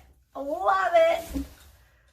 Love it. Totally cute. It's like superhero Emma. I'm going to take a quick moment here and hope it dried. That's okay. I just go back here with some little dark brown. Get those edges nice and pretty. Actually, I feel like I added some of that light brown, kind of got where it shouldn't have been. Okay, there we go. So there's a cork. So wine glass almost all the way dry. I still see on mine this a little shiny.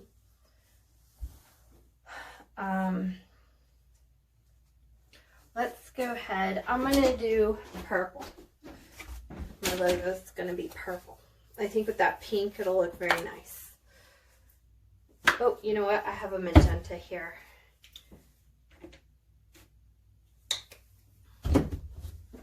So I'm going to use my square, small square. So when it's a large brush versus a small brush, basically the rule of thumb is the more space you're working, the larger space that you're working in, obviously the larger brush you want. If you use a small brush in a large space, what that can do is give you a lot of small brush strokes, which could also be super cool. But it'll take you longer. But you know, I mean, sometimes you got to work for it.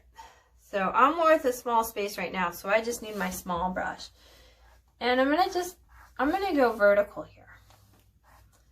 Now this magenta, I really love this shade. This is my color. Totally my color. It really picks up those brush strokes a lot, very nicely. I'm going to work really fast here to just cover the white. Trying really hard not to go into that green. And then I'm just going to brush stroke it up as much as I can. There we go. Keeping them vertical, so it's like I'm flicking. I'm pressing and I'm flicking at the same time. That's how I'm getting all that texture in there. There we go. So that's about it. So make sure that I get them all in the... Yep, that looks cool. So I'm going to allow that to dry for just a moment. I'll go back over with my label. Now with the wine glass. Okay, wash your brush really good. Now with this one, because we don't really, well, I mean we could if you wanted to, but I'm going to make mine so that it's not really, so it's white. Like I want to have the glass where it's really clear and there isn't really any tint to the glass at all. So what I'm going to do is I'm going to come in here and I've got white paint. I'm going to use my square and I'm going to do dry brushing, just like what I did with the bottle. And it's going to be less is more. Okay, I don't want, like, I want the least amount of paint on my brush. Just hardly any paint. So almost like the paint's a little thick, kind of, but it's like, it's not like, don't add water to your paint. You want it really dry. So now we're gonna come in here and we're gonna swoosh. I'm gonna do like a comma swooshy pattern. It's gonna come up over the pink just ever so slightly, and it's just gonna be a swoosh. I'm gonna do the same thing over on this side. I'm going to do another swoosh on this one. Little swoosh coming up over the pink like a comma.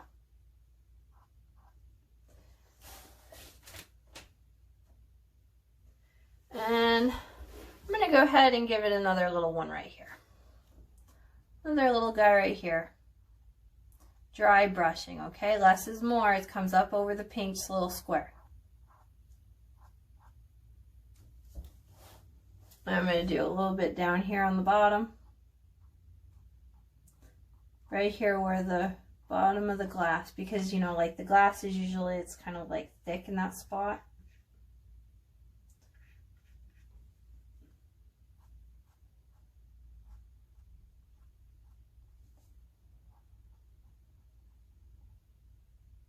So I still want to see the red through it, but I'm adding this white here And it's going to feel as though there was a little bit of extra glass around here in this round area, that it kind of dips down ever so slightly, but yet it comes up and around that there's glass in there.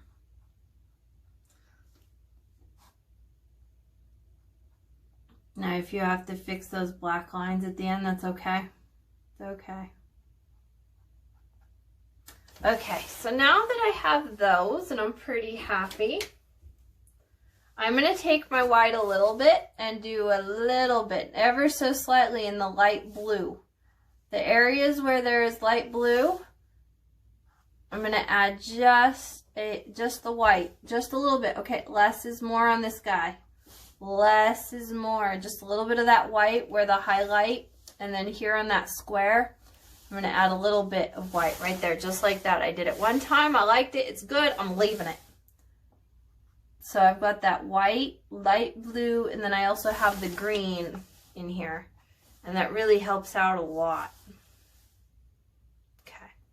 So now, like, if you're like me and you have some moments like right here with the glass where there's some brown and it really should be white, I'm going to take my liner brush. I'm going to go in here and just get some white going on. Just cover up some of that brown. All the little areas where it didn't, if you got some black. You know what, I need to actually add some fresh white onto my palette. And so what we're doing is we're just kind of cleaning it up just a little bit around the edges and stuff.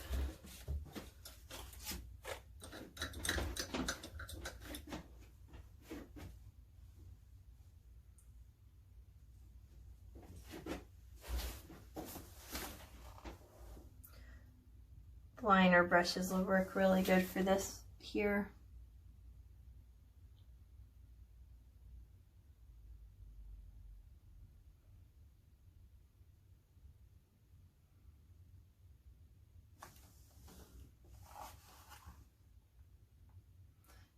Technically, really, we should, it's recommended we paint all this area that's white to be white. The reason why is because over the years it might yellow a little bit. Like if this painting, if somebody's smoking, if you have a fireplace, or you're in the kitchen here with the steam, like when you're cooking and like catch something on fire while you're cooking, all that smoke will get into the painting, and over the course of the years it will discolor it.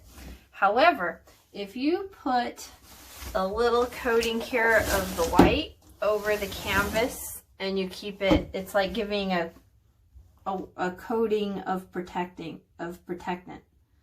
So I'm going to cover this area ever so slightly. Some of my little black lines that I made, I could use this white to cover them up a little to make them a little skinnier.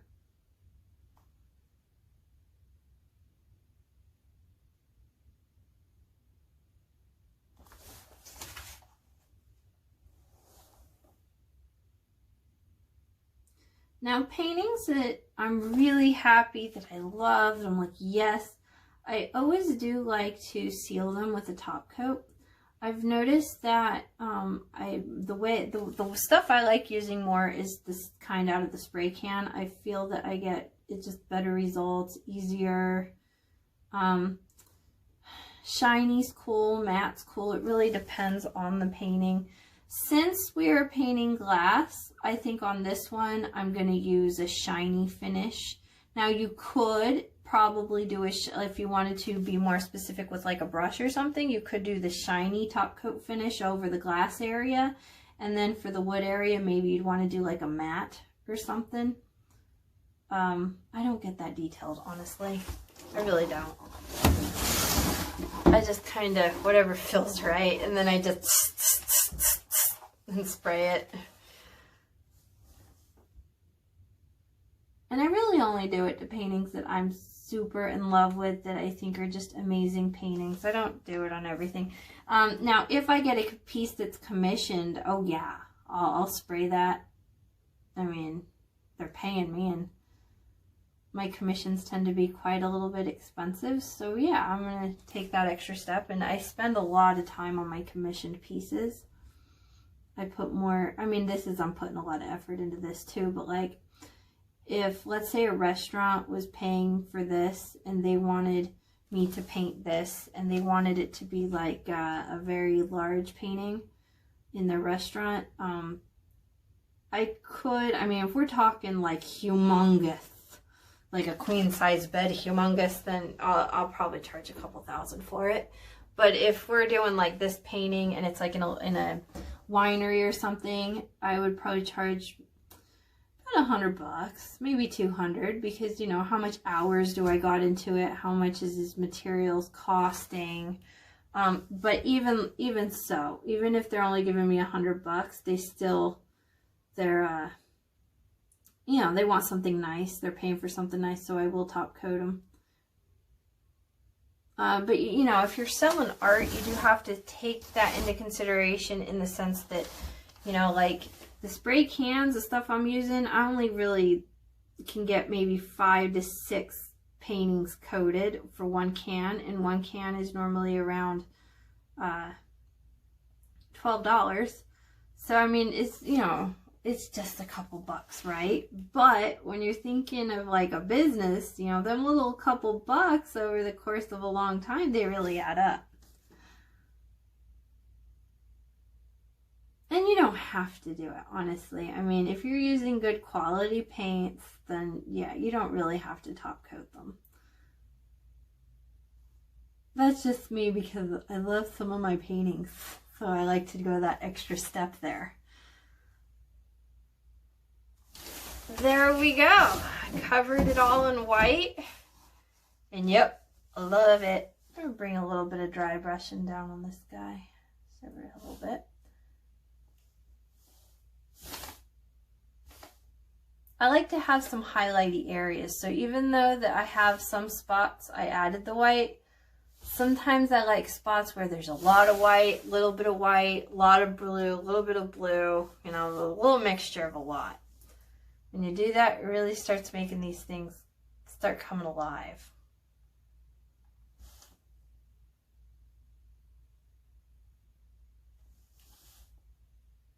There we go. Less is more. Sometimes you can overdo it, which I feel like I overdid it there.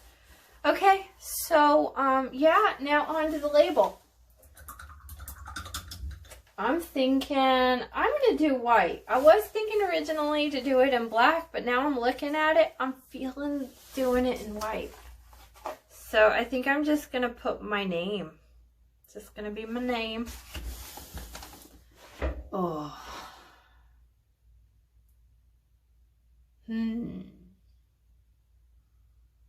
I could do it this way. Or you could do it that way. I don't know.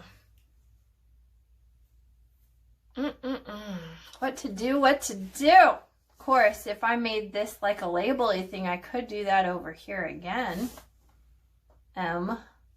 And then another M.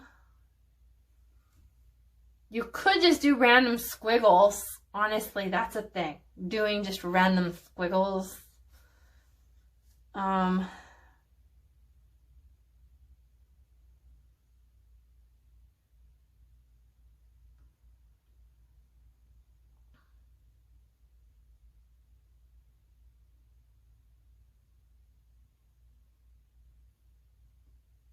going to do a broken M. And then another.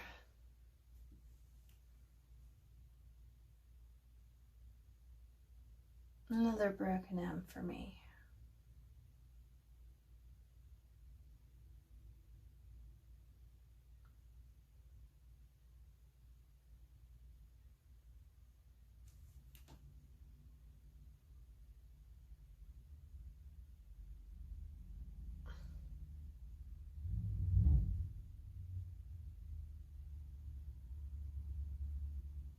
There we go, but M, capital M, and then the rest of the word letters, and then another M, and then the rest of the letters. And that's funky.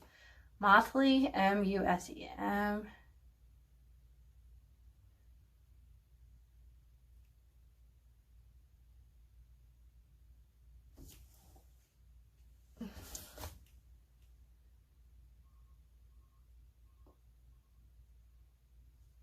And it's going to be so broken that it's like just a hint that it's there. Just a hint.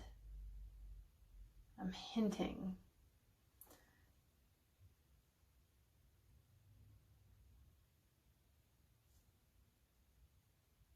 There we go. Motley Muse wine. Love it. Very cute. I'm going to take some white dots over here, and I'm going to add a really sparing over here in dots into my little cork just to give a little highlight. Now, no, there really wouldn't be any in real life, but it gives it a highlight and a shine and extra depth of this corkiness.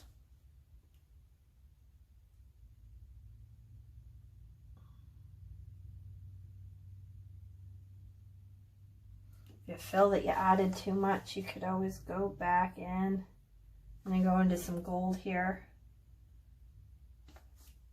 Don't think I've added gold to my cork yet. So basically what we're doing is dark brown, light brown, and white. Really giving some highlights and shadows on that cork.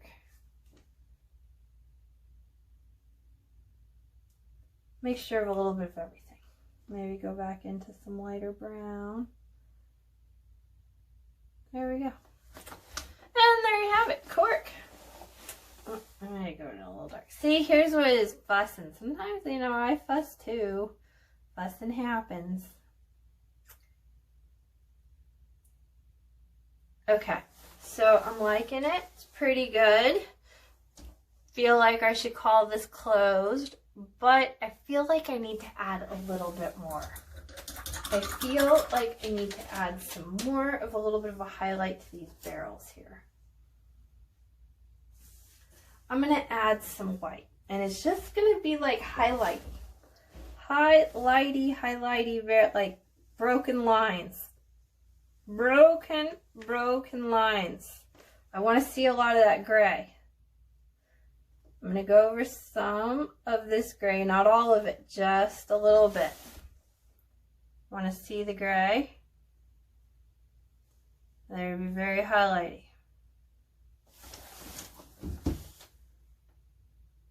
This just gives it a pop of color, pop of shine.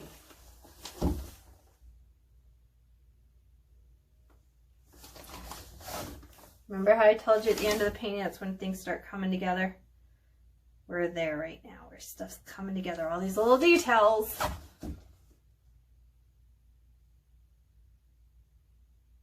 Okay, remember to keep them broken. I still want to see that gray.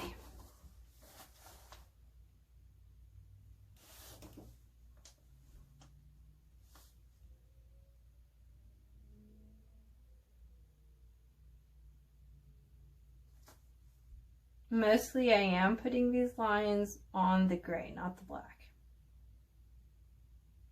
And this is just a shine of the metal that's catching the light.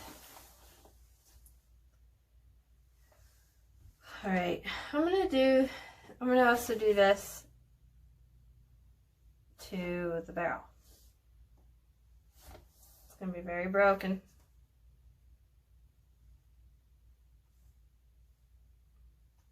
Just a couple swooshes. Painting is just a series of swooshes. I'm going to do the same to the top. Remember to make broken lines, but they're going to kind of go in the direction of the barrel. So the barrel is kind of a smiley face, just ever so slightly.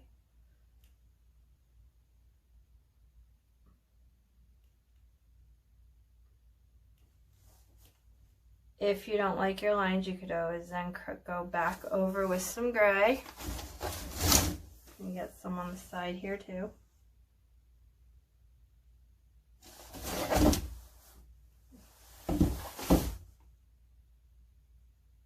Okay, so some of this I don't think I like. So how I'm going to fix it, I'm going to wash my brush, go into the gray, and I'm going to break, oh, too much water. Almost had a big drop of water happen on my canvas.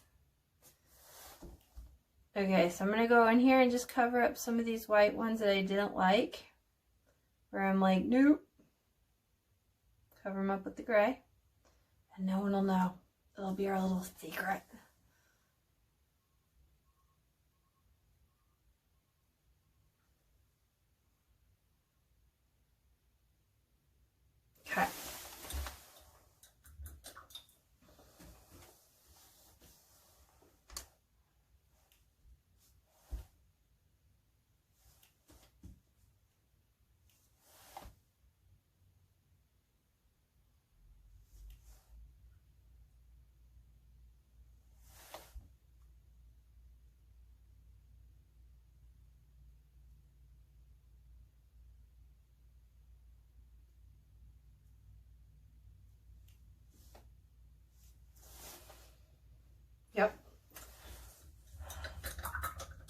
I think I like it.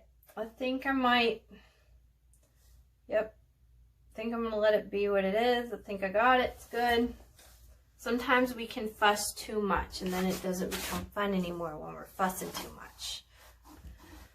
This was so much fun. Oh my goodness. Thanks so much for painting with me today. I had a lot of fun.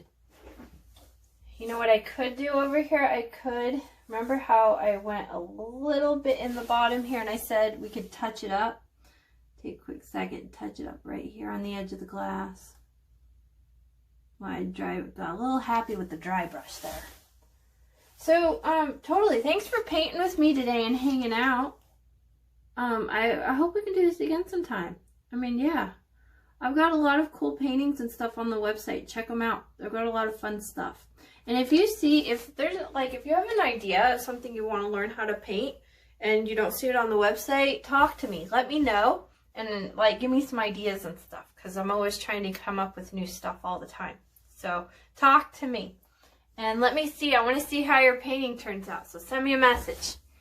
Bye.